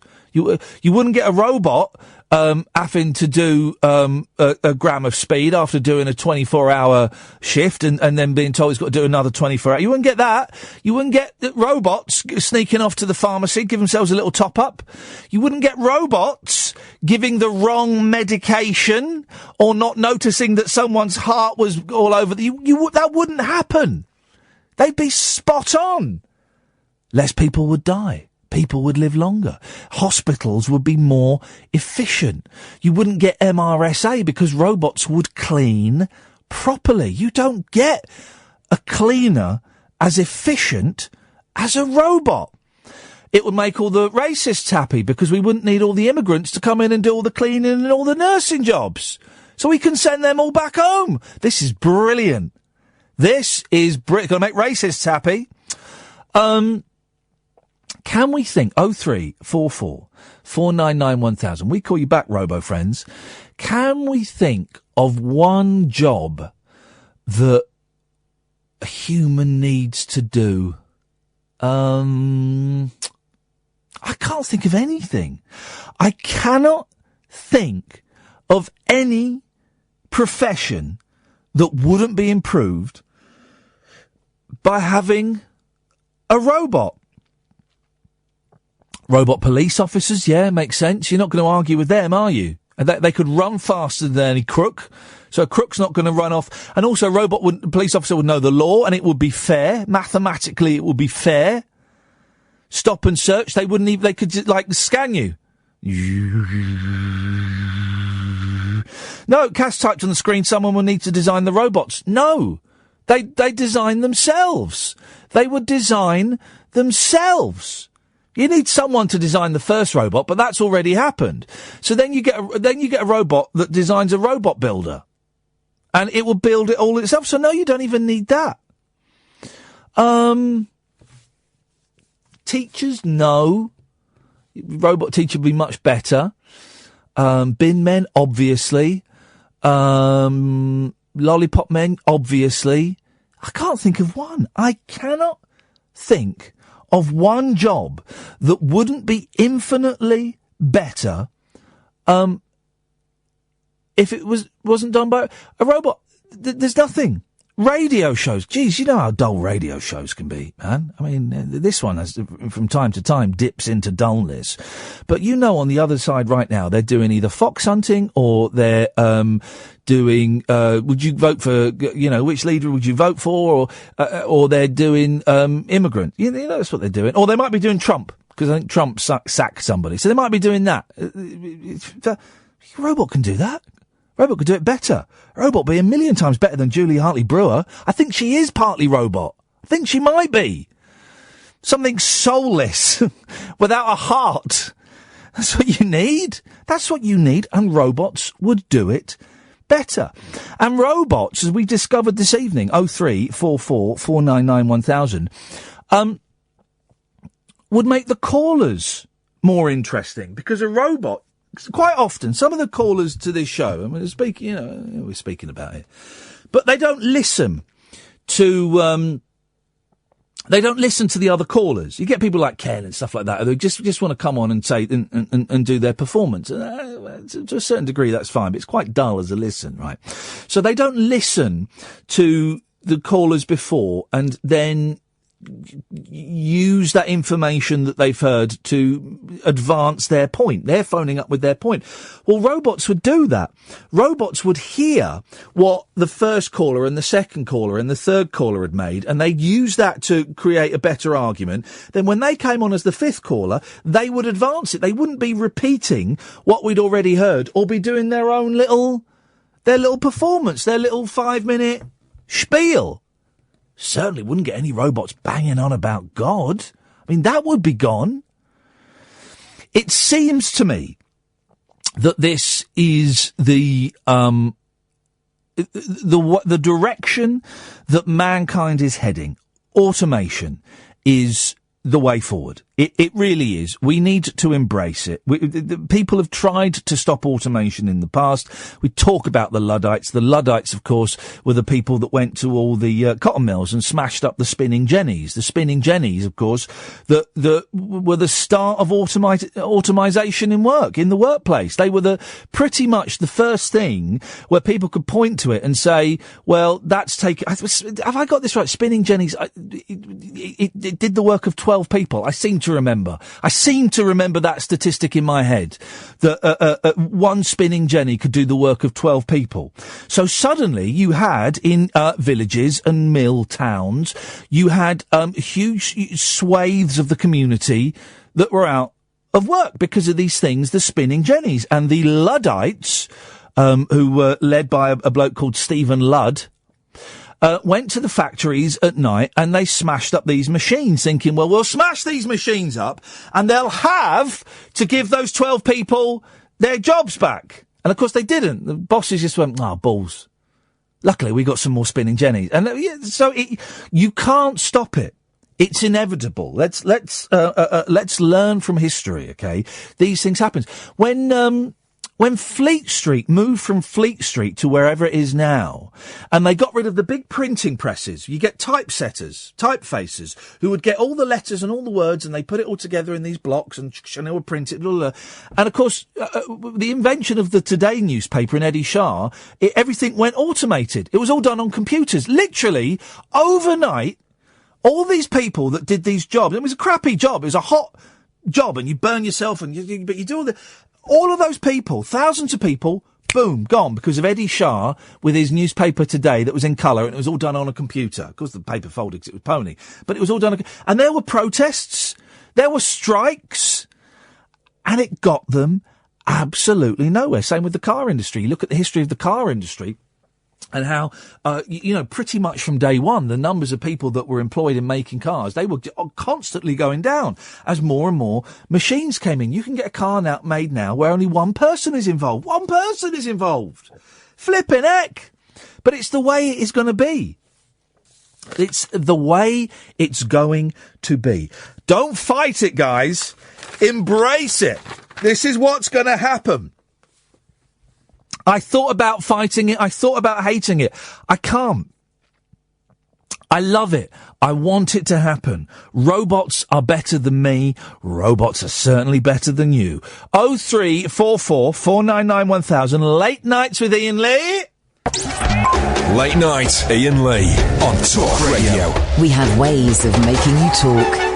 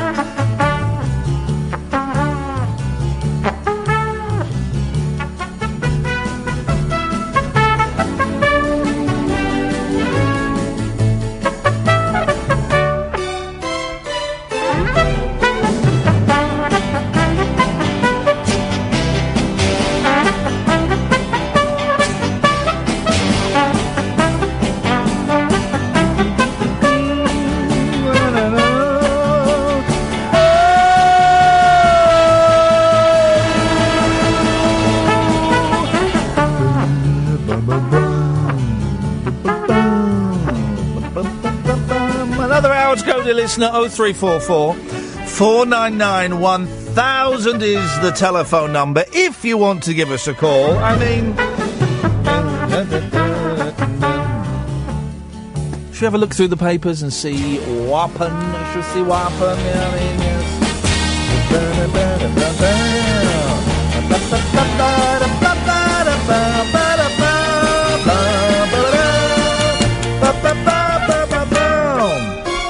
Hey, I watched a good film the other day. It was bleak.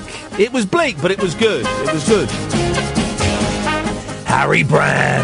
I mean,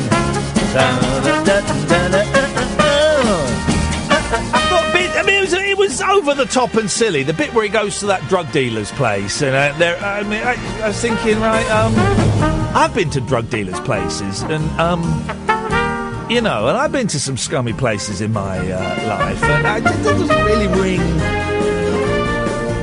It doesn't ring true. Yep.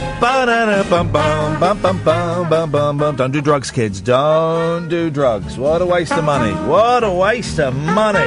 Well, Harry Brown.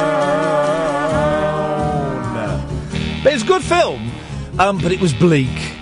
Very, very bleak. And I don't know if I was necessarily in the right mood for a bleak movie. There was something about it that maybe just, perhaps I wasn't in the right frame of mind. I enjoyed it, but here's the thing. So it's Michael Caine. It's a British Gran Torino. You've seen that? You've seen the Clint Eastwood film where he's like playing Dirty Harry, but Dirty Harry in his 70s, and he's a bit racist, and but all the blacks and the Koreans end up liking him because he goes and shoots someone. I don't know. It's kind of. It's kind of the British version of that. And I imagined, as I did with Gran Torino, that he was playing Dirty Harry. I imagined that he was playing Carter from Get Carter. With that in mind, it kind of worked. But the thing that ruined it for me was, I just imagined, because he's supposed to be like an old geezer, right? Who is annoyed with everybody dying and stuff, so he gets a gun and he goes on a rampage and stuff. But the thing that kind of ruined it for me is that every time a scene ended, I just imagined him going off and putting his arm around Shakira, is that his wife's name? And smoking a cigar and laughing about Brexit. Because it's Michael Caine. He isn't he is an old duffer, but he's not just any old duffer. He's Michael Caine. Shakira, I voted Brexit. Ha, ha, ha.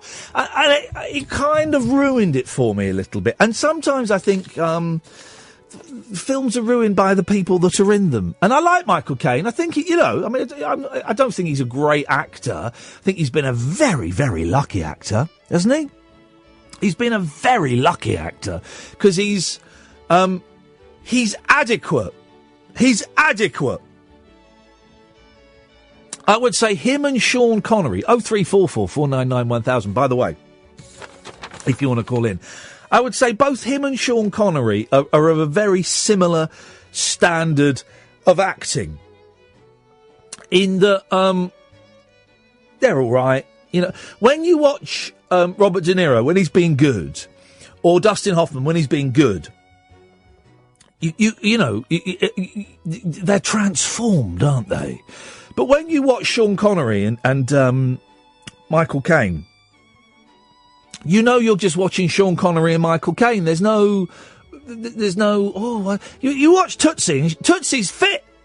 Tootsie is fit. And you know that it's Dustin Hoffman. And yet you're still sat there thinking, oh, yeah. Honestly, you watch Tootsie and you're thinking, wow, she's a very naughty southern lady. Huh? Isn't she? But if it were Michael Caine, has Michael Caine ever dragged up in a film? He must have done. He must have. Here's a quiz question for you guys. 0344 499 1000. Has Michael Caine ever dragged up in a film? He must have done. I seem to have an image of him in a dress wearing bright red lipstick. It's not in... It's not in that Clue film, is it, where he drags up? Is it with him and Christopher Reeve? Does he drag up in that? There has to be. Guys, come on. For God's sakes, pick up the telephone. Someone put me out of my misery. There has to be a film in which Michael Caine drags up. There has to be. 0344 499 1000 is the telephone number. Why the hell are we talking about Michael Caine for? What the hell are we talking about him for? I don't know. I watched Harry Brown the other day, and it's, It killed an hour and a half. It filled an hour and a half. But beyond that, it did very, very little for me. I can't even think of the last time I watched a Sean Connery film. It was probably about 10 years ago when I watched Never Say Never Again. Remember, there was that weird thing in the 80s when one of the James Bonds... He wasn't doing James Bond, it was Roger Moore.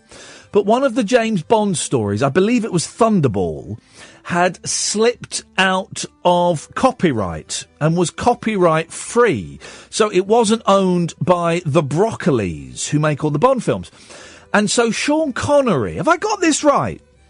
Sean Connery made a Bond film in the 80s where he wore a wig, called Never Say Never Again, which was basically a remake of the film Thunderball that he'd originally made in 1964. But have I got this right? He wasn't allowed to be called James Bond in it. Is that right?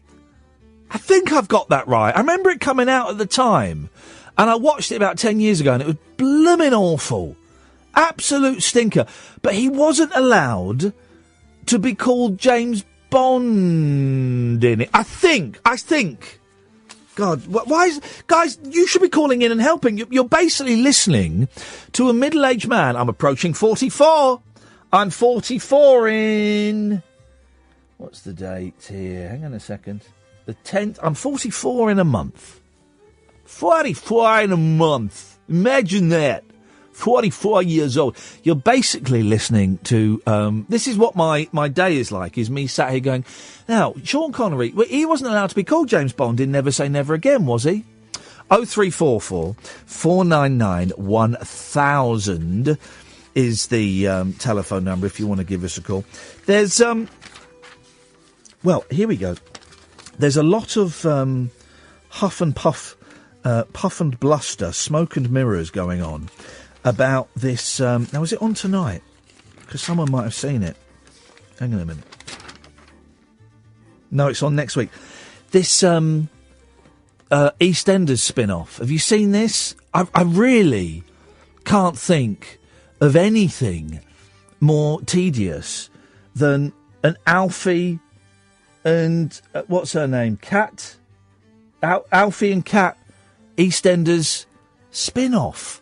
What the hell is going... This is what I think the BBC should do to save £100 million a year is to cancel EastEnders. Cancel it.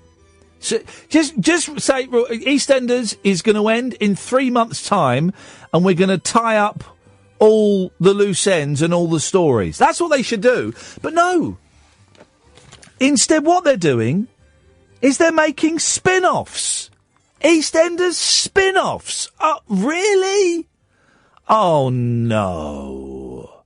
Kat and Alfie, Red Water, Shane Ritchie and Jesse Wallace. And I'm going to be honest, they both look a bit... I don't know what's happened to them, but they both look a little bit...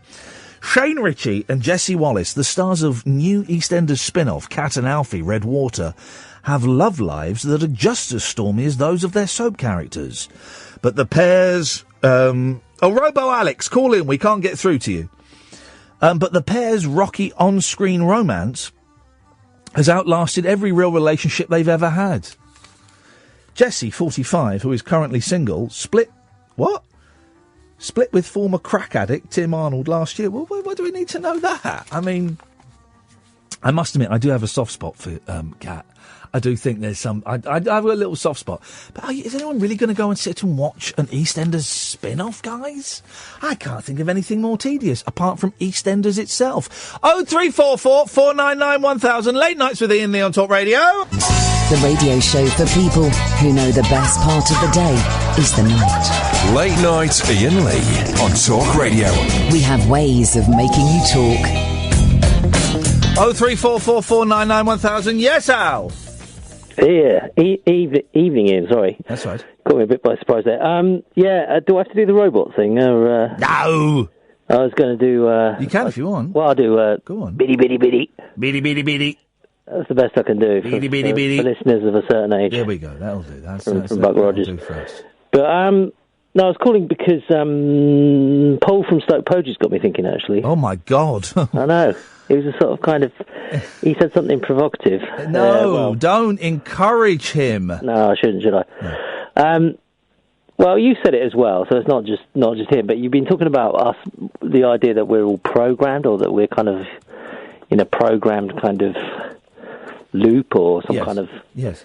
And it's got me thinking about the theory recently of I don't know if you've heard of it, called the simulation theory. That yes, now this is the thing, that some people think we are living in something like the Matrix, and two billionaires in America have paid scientists to either prove or disprove this theory. Oh, I didn't know that. Have they paid them to try and test it? Yeah, to find out and see if it's real or not. It's quite. There are quite a few scientists going, well, yeah, actually, that there's a theory. It makes sense. Yeah, well, Elon Musk was a person I saw sort of fairly recently talk about it, saying he thinks the chances that we're not in the simulation are billions to one. Right. Hang on, he thinks that we're not is billions to one. No, he thinks the chance. Well, he said the chances that we're not living inside a simulation, i.e., we're in what he calls base reality, like we're the are billions to one. So he thinks we definitely probably are in a simulation. Sweet Lord. Yeah, and he's quite a smart guy. So it is a bit frightening, but you've got to think about how could we prove or disprove it. What would be the way to do it? And apparently, you're someone who's been playing computer games for a long time, like me. Yes. And I remember years ago. Did you interview Nolan Bushnell from Atari? I did. The guy that created Atari, Nolan Bushnell. Yes, I did. And he popularised Pong. Yep. Everyone will know it as the two bats and a video tennis, ping pong. Video tennis. And that was around early 70s, 1972, I think. Yes.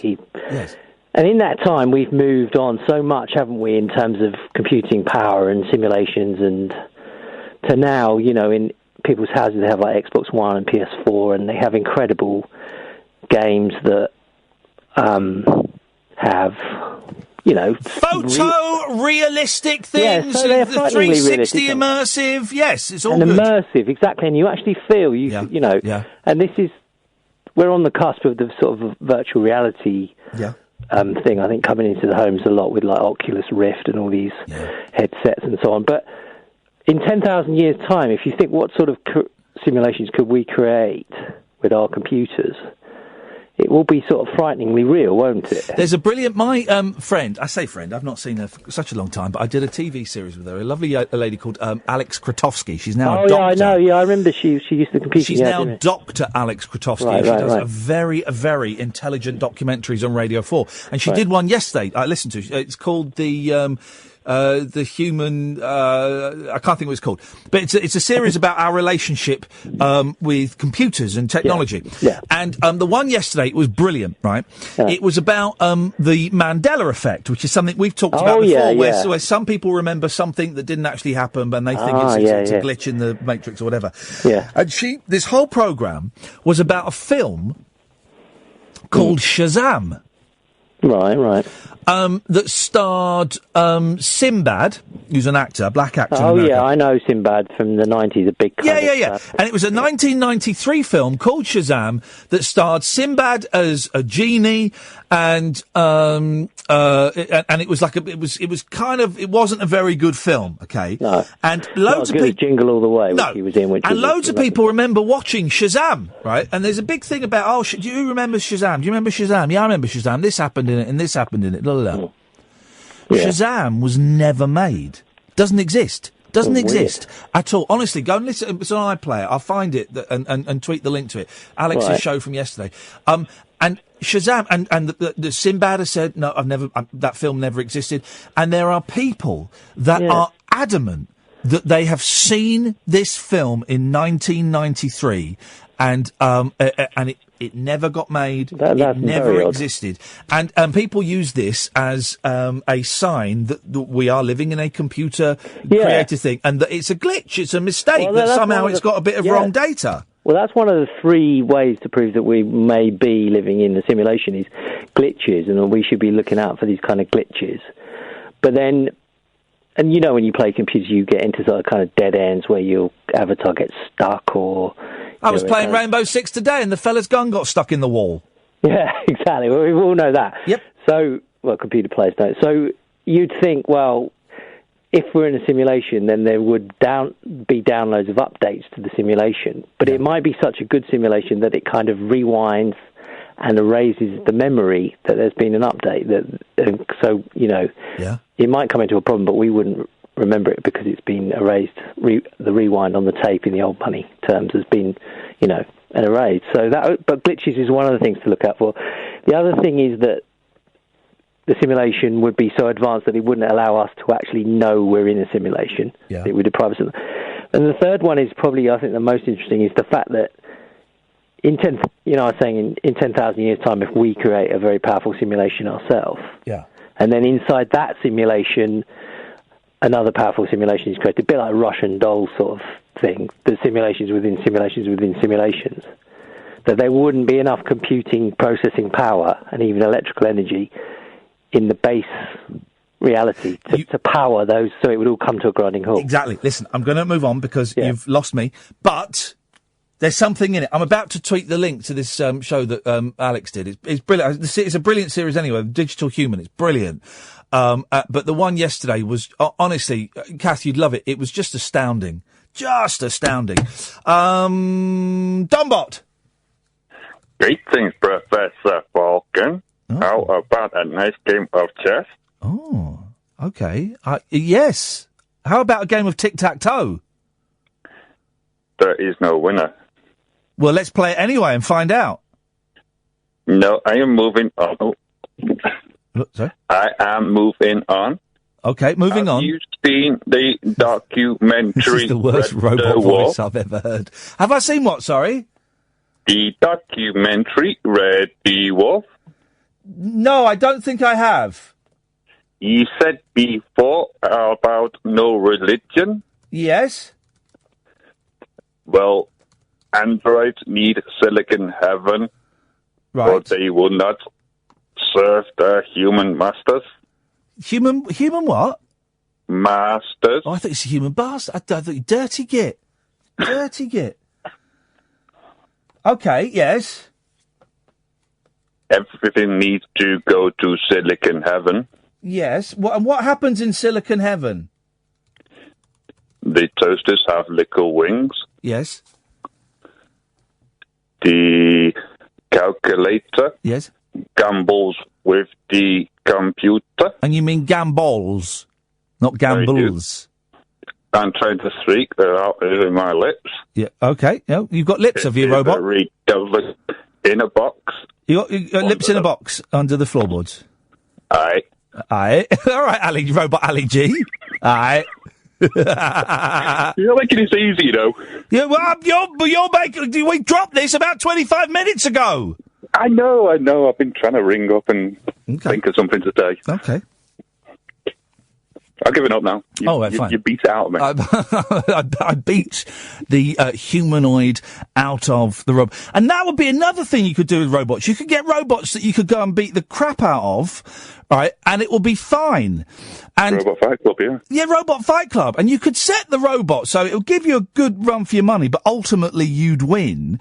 And you could really pound its face in. And you could put like a mask on so it looked like someone you didn't like I don't know, like a teacher or a politician or Paul from Stoke Poges. And you just pound its face and pound it. And it would have meat behind its face. So you could be like pounding, and it'd have a bit of lamb behind its face. You pound it. And they'd be, the robot, sex bots will be pulling you off. Not like that. Don't, Dom, he's not worth it. You have it. And then you could go and make love to a sex bot. And the thing is, it's messed up and it's weird, but because it's robots, it doesn't matter. That sounds like Strange Days. Yeah, doesn't it? You've got to take that to logical conclusion, and that means that people, they'll be advertising. Do you want to murder? Do you want to do whatever you want to do? Come to our company and we'll set it up for you. Yeah, I want to come to your company and kill somebody. What? Sorry, what were you asking? I was distracted slightly, huh? Do you think if that outlet was there, yes, then the murder rates would fall? Yeah, of course it would, because you'd have death bots, and they would be bots that were programmed to be murdered. And you could go to a company, and I mean, you'd have to pay for it. You have to pay like 500 quid or something, but it'll be like paintballing or, you know, or Quasar, those immersive experience, except you get a robot. You get given the details of a robot and where he lives and what he does and stuff, and you've got 5 days to murder him. Now, how you choose to do that is up to you. You can go day one, he comes out of his front door, you start stabbing him, right? Or you run him over. Or you watch him and you manage to get a copy of his key and you get into his flat and you hide in the loft and you slowly poison. Whatever, it's up to you. You've paid for those 5 days. Whether you do it in 5 minutes or 5 days, it's entirely up to you.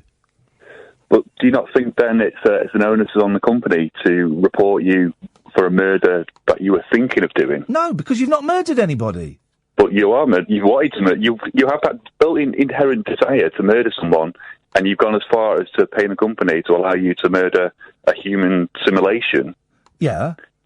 So, future crimes, would they not think, well, it will arrest No, but there's no crime. Where is the crime? You've killed a robot that has been programmed to be murdered. That's it. It's like Westworld.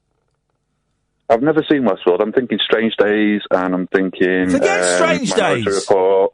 Forget Strange... Well, forget... What's Minority Report got to do with it? Forget it. Future crimes. You're being tried for a crime that you haven't actually committed. You are not committing a crime. You are killing... Go and watch Westworld, and I mean the original film with Yul Brynner, not the crappy series where they're all robots. Spoiler alert, I've not even seen it, and I've worked that out. Right? Watch that. They are robots that are programmed to be killed. There is no crime. Right, but what's the difference between a murderer and a mass murderer or a serial killer? Numbers. Thanks for calling. So, what's going on there? There is no crime. And that's what makes it so delicious. You'd love it. You sign up with an agency, say, I want to murder a robot. OK, fine. Do you want to do it in a day or over a week? Do it over a week, please. OK, that'll be £1,000. Here's the details. You get an envelope. You do all this.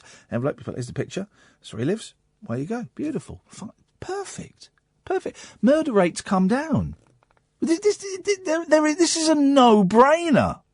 0344 499 1000. Late nights with Iain Lee on Talk Radio. Late night conversation worth losing sleep over. Iain Lee. On air and off the leash. On Talk Radio. We have ways of making you talk.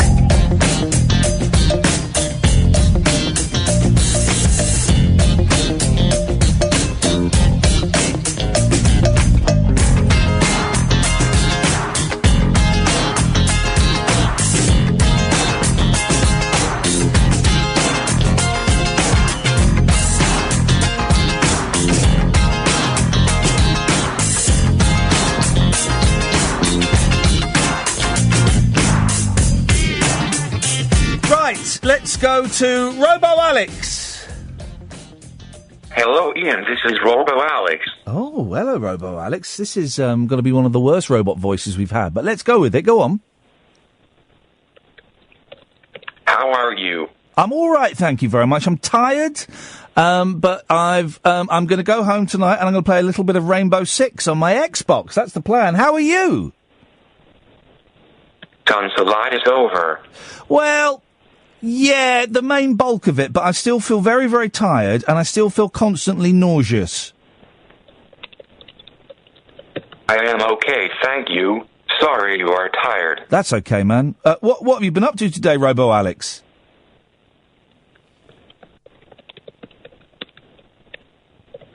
Working at the funeral parlor. Yeah, we go! This is what I'm talking about. This is what I'm talking about, and I bet you do that job a million times better than any human, don't you? Yes, sir, I do. There we go. That's what we like. You know how to clean those stiffs up. Oh, something's coming.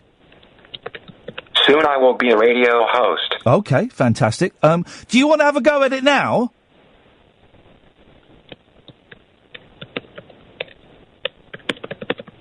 No, not really. You sure? Because I've got a caller lined up. I can put you on to the next caller if you want. Okay. Okay. Let's try. Okay, Robo-Alex, say hello to Ray. Hello, Ray. Hello, Robot-Alex. How are you, Ray? Well, I was okay, but Ian has fried my brain in the last 10 minutes listening to his last two callers. Where are you from, Ray? What? Where am I? From Ray? Yes. Not sure that makes sense. Where are you? Is this the future? Oh, where am I? Yes. I'm at home. In bed. No. Why don't you ask me if I know a film that Michael Caine dragged up in?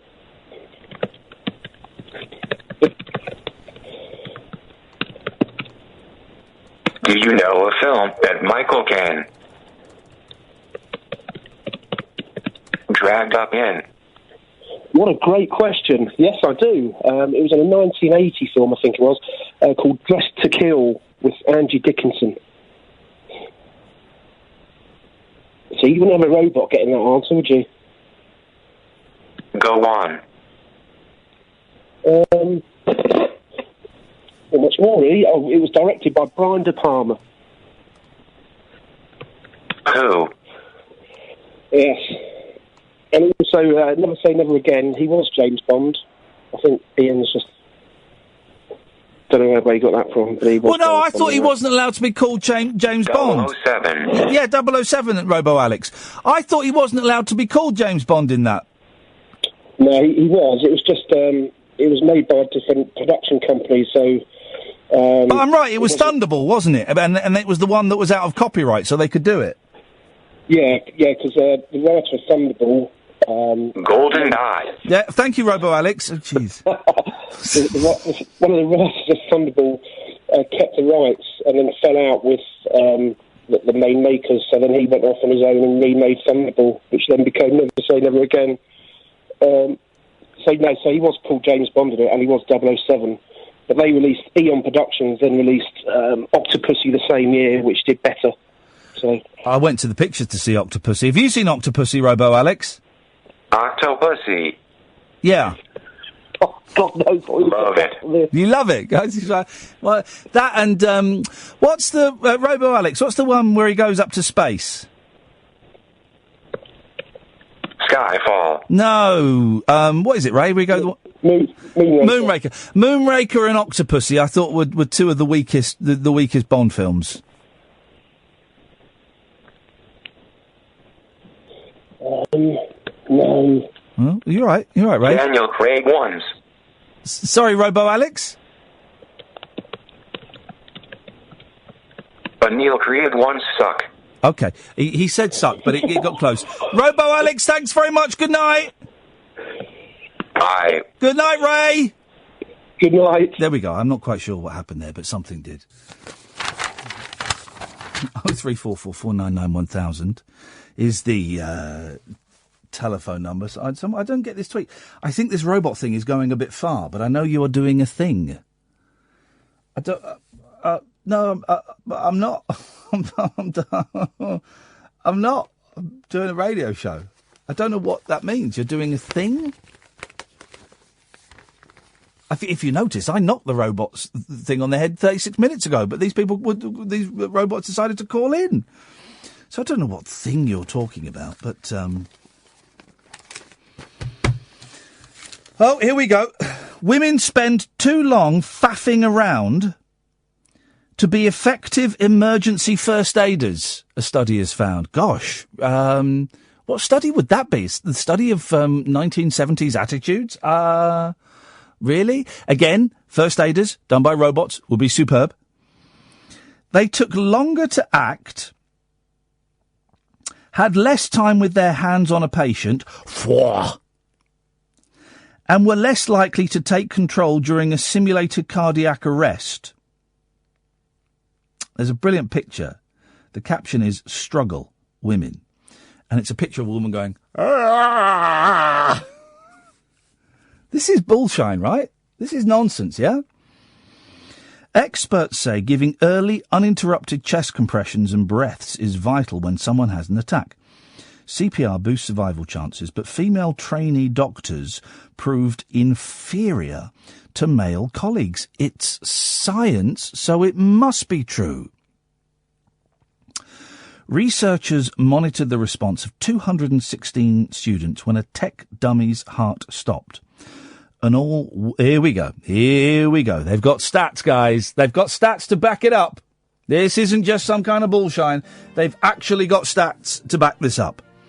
An all-woman team took an average of 109 seconds before placing hands on the patient, compared with 70 seconds for men. That's 39 seconds. Those 39 seconds are vital. They had their hands on the patient for 87 seconds in the first 3 minutes, compared with 109 seconds for men. And in a mixed-sex team, women made less comments, indicating they were taking control or giving orders. What? They also required more prompting. Professor Sabina Hanziker from Switzerland's University of Basel said, "We found important gender differences, with female rescuers showing inferior CPR performance.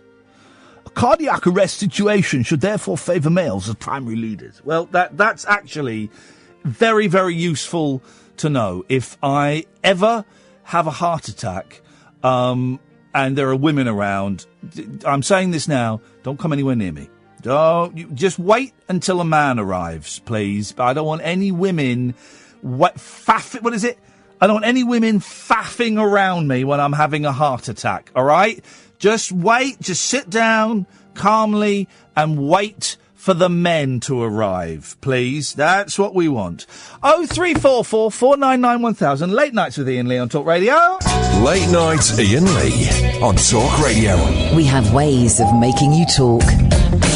0344 499 1000 is the telephone number. Catherine, come and join me for the last, I don't know, 12 minutes. No, what?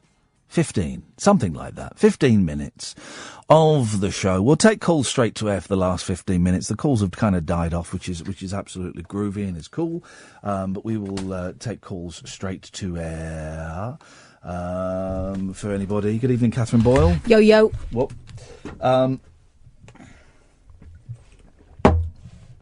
Now, gosh, I mean,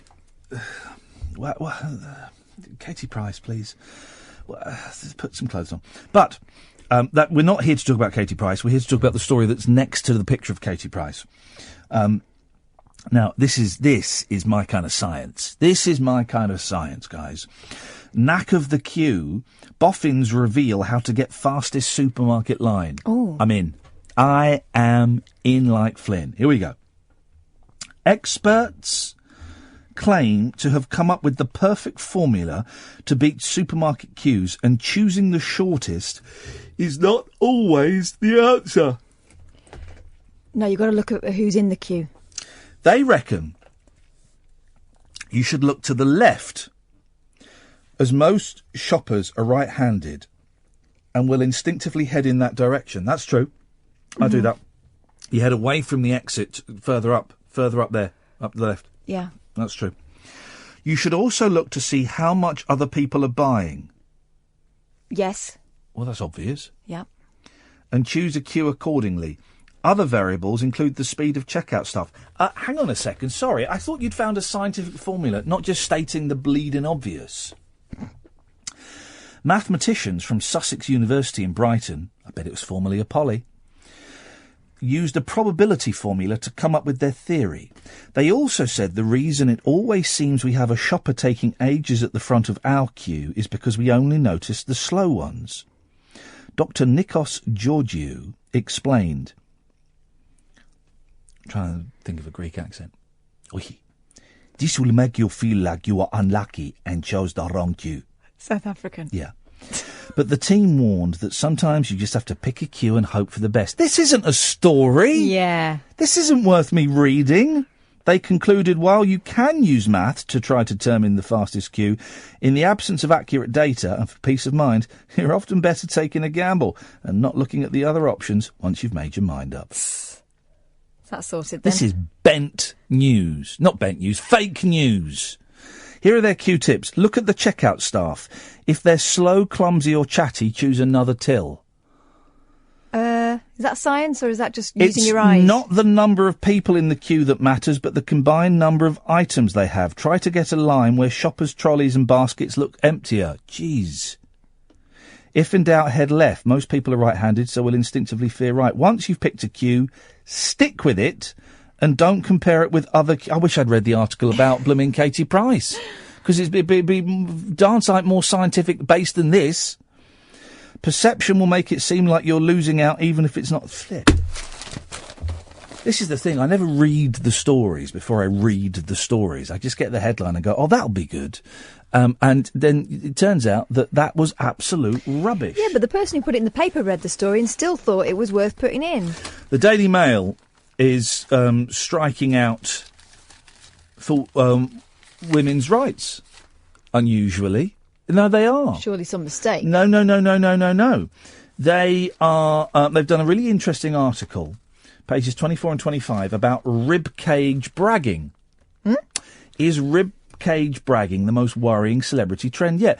And it's where you get celebrities posting sort of ultra thin pictures of them, so you can see their rib cage, and they're contorted, so you can see their rib cage. And so the Mail has written a really it's quite a powerful article about how this is worrying and how it can these images can have negative impact on young women and how we should be careful about how we perceive it. Oh no, they haven't. They've just put loads of pictures of women showing off their rib cages.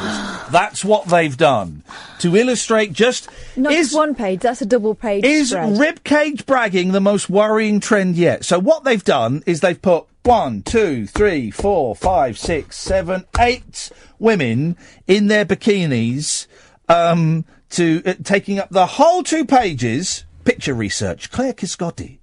Every single one of those women is breathing in. Show how dangerous it is, but also so we go. First came the thigh gap. That was quickly followed by the so-called bikini bridge and the six-pack. But the latest social media vanity is the most disturbing yet, says the first paragraph of the article that's pushed way. The words take up a tenth of this entire story, if that. The rest is pictures of women in their bikinis. Do you know? Geez, I mean, this is awful. Suddenly, being merely super slender is no longer good enough. Today's attention-seeking young thing must also have a proudly protruding rib cage. It's a look that supermodel of the moment Bella Hadid recently displayed on her Instagram account, artfully lying on her side in a barely-there bikini. Arms above her head to ensure maximum rib cage exposure, the 20-year-old looked dangerously in need of a good meal. That picture's included, just in case you wonder. Yeah. A raft of models, singers and social media stars are also following this toxic trend, which surely takes the cult of skinny to a worryingly new low. But Linda Kelsey, who's written this story, and Claire Kissotti, who's done this is what you're doing. You're providing us with titillation. That most people won't be reading that, however well intended it's meant to be. They'll be going, that's what they'll be doing. It's titillation of the worst kind. Kourtney Kardashian. And some of these women, you can't actually see their ribs. I mean, the Myling Class one, you can't see it, and it tells you how many Instagram followers they've got. Flipping heck. I always find it more disappointing when it's a woman that's written stuff like that. Yeah. I know that we're not immune to being divs. No, we know that you faff around too much when it comes to first aid. It's amazing those women got any work done. Well, Surely exactly. There's a bloke in the office. Faffing around. Too much faffing around. If I have a heart attack, guys, I do worry I'll have a heart attack one day. My dad had a heart attack. Mind you, he was smoking 80 fags a day and was incredibly overweight. But it did not sound unpleasant. Yeah. It sounds really horrible. Although some people have them and don't realise they've had one, don't they? Yeah. Till days later. If I have a heart attack, not only will I know, you will all know that I've had a heart attack. You will all know that that's... What are you saying? Like you go on about your afflictions? God, I yes. haven't noticed. God, yes. God, yes. We need to fix this lava lamp because it's knackered. I don't want to tell my mum. She's going to go nuts. There's a way to fix it. It's tricky. I was reading online about it before I got ill. There is a way to do it. You have to drain the water. It's oil, isn't it? No. You drain the water, then you have to put water in there, but then you have to put chemicals and things there. But chemicals you can buy over the counter, and it's not fertiliser. Don't worry. Why is fertiliser explosive? I don't know. Because that's the thing, isn't it? Don't research it. Well, I'll do it on a work computer. If you see someone, I'm going to say it. If you see someone brown buying a lot of fertiliser, you're meant... They'll be on a list. You've got to report them to the authorities. If anyone of any colour, I suppose. But then I don't know what a lot of fertiliser is. 2 bags? It seems a lot to me, but to a gardener... No, this is like industrial quantities. 5 bags. More. But if I was going to do it, I'd go to the garden centre near me and I'd get 3 bags. Then I'd go to... There's a garden centre a little bit further away and I'd get 3. And I'd just keep... I wouldn't go to one and buy... Can I get 50 bags of fertiliser, please? I would do it slowly over a period of time. But if you are listening and you're from ISIS, definitely do that. Make it nice and conspicuous, won't you? Yes, ISIS, you get bulk discount. If you buy 50 from any garden centre, you get a bulk discount. They throw in a nice stay at Her Majesty's pleasure. Don't they just? They've caught, or in Turkey, they've sentenced one of the ISIS people that was supposedly one of the jihadi Beatles. Did you hear this? All right. Got sentenced. And the guy reporting it on Radio 4 made a delicious error. What did he say? He said something along the lines of, in Turkey today, a British-born ISIS suspect was sentenced to 7 years for his role in ISIS. It is believed he was one of the 4 British ISIS terrorists known as the Beatles. Jihadi John, of course, his real name was the most famous one who would hold the prisoners and would execute them. Mm-hmm. The 4 Beatles came from England. Now, what he meant to say, he didn't mean to say at the end the 4 Beatles, because they're not the Beatles. He meant to say the 4 terrorists came from England, but he called them the Beatles. He actually called them the Beatles, the 4 Beatles. Yeah. Or maybe it's that thing where they have to give you a bit of backstory and people go, what are the Beatles? Once upon a time there was a band called the Beatles. What are the Beatles? What's that? Oh, they're from England. Oh, right. Oh, I get it now. The Beatles came from Liverpool and were big in the 60s. That's what he should have said, of course. But it was the strangest thing.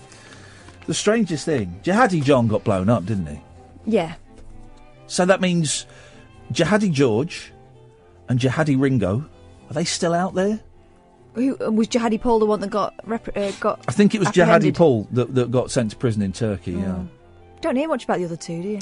Well, here's the thing. After the Beatles, George and Ringo had more hits than John and Paul. Ringo had more hits than any of them for the first 2 years after the Beatles. They better find those guys. Well, this is what I'm saying. You can't, just knock them down because they're George and Ringo. All things must pass. It's a belter. It's a belt. Well, disc 1 is. Disc 2 is just taking the mick, really, when you think about it. But still, I forgive him for the disc 1. Yeah. Wah, wah. I'm talking about wah, wah. We're coming to the end of another show. Hang on a minute. That's the Express. Do you want the Express? I want the Mirror. Do we want the Mirror? I'm going to lie in bed all morning tomorrow. That is absolutely wonderful. That's my plan. I'm turning my phone off. Someone rang up at 11 o'clock this morning. Outrageous. Oh, dear, I don't like people. That's not office hours for me. Here we go. A man who may be the world's oldest paperboy is still doing his round at 90. Replace him with a robot. Robot paperboys. Second World War veteran Bill Ogden has risen at 4:30am for 26 years to make his deliveries. Jeez. 26 years. So he started when he was 74, a young'un. He said, I would like to think I'm the world's oldest paperboy. I don't look at it like a job. It's just something I enjoy doing. Every so often somebody will ask me whether I'm going to stop. But what would I do? Tell me, what would I bloody do, you bastard? Bill, who was a sergeant in the army, would not reveal how much his round pays, but said the money suits me just fine, you know, to get. Mike Parr, owner of the store in Uphaven, said he is an unsung hero. Ooh, here we go. Ted Ingram, a previous contender for the title of the world's oldest paperboy, died aged 95 in 2015 after retiring 2 years earlier. So, actually, Bill Ogden has got another 3 years to go to even equal the guy. So, Ogden, shut your face. No one's interested. Let's see where you are in 3 years' time. Let's see if you're still doing the papers in 3 years' time. Because if you're not, you're just an old boy doing a job. You're just a sad case. You're just a sad old man who's hasn't saved up enough and he's got to do a paper round. Shame on you. That's someone's great granddad. Yeah, exactly. And they should be embarrassed by that. Shameful. He's going around saying he's the world oldest, and then they go, oh, by the way, there was someone who was older, but they died. You know what old people like? They're always boasting about stuff. It's just ridiculous, though. It's just ridiculous. He hasn't done anything worthy. It's just an old boy. An old boy's got a job. All right, well done. Hey, that reminds me. Where's Dennis tonight? That looks like my 30 quid. Looks like my 30 quid. Could be quids in there. Could be quids in there. Here's the thing. When we find out that I have won the bet, I'm going to have to do a sad voice. Because it'd be like one of his kids or his missus. Oh, I'm really sorry. Did he leave any? Was there an envelope with my name on? Because I feel bad saying it, but it was what he would want. He owes me 30 quid, you see, and just wondering what's going on with that. That's it, dear listener. Tomorrow we've got a gentleman coming in to talk about his book, Psychedelic Celluloid, which is an absolutely cracking read. On Thursday, don't forget, we're doing the show Lying Down, and you can only call in if you are lying down. I don't know why. It seemed like a good idea at the time. But we'll make of it what we will. That's it. That's your lot. Don't forget to go and download the podcasts, both this show and The Rabbit Hole, guys. If you go to iTunes or your usual podcast providers and type in my name, they will pop up. Thank you, Ed. Thank you, Catherine. Thank you, robots. Good night. Election 2017 on Talk Radio. The latest breaking news, expert analysis and outspoken opinion. And I, for one, am proud of that. Join the conversation party. Talk Radio.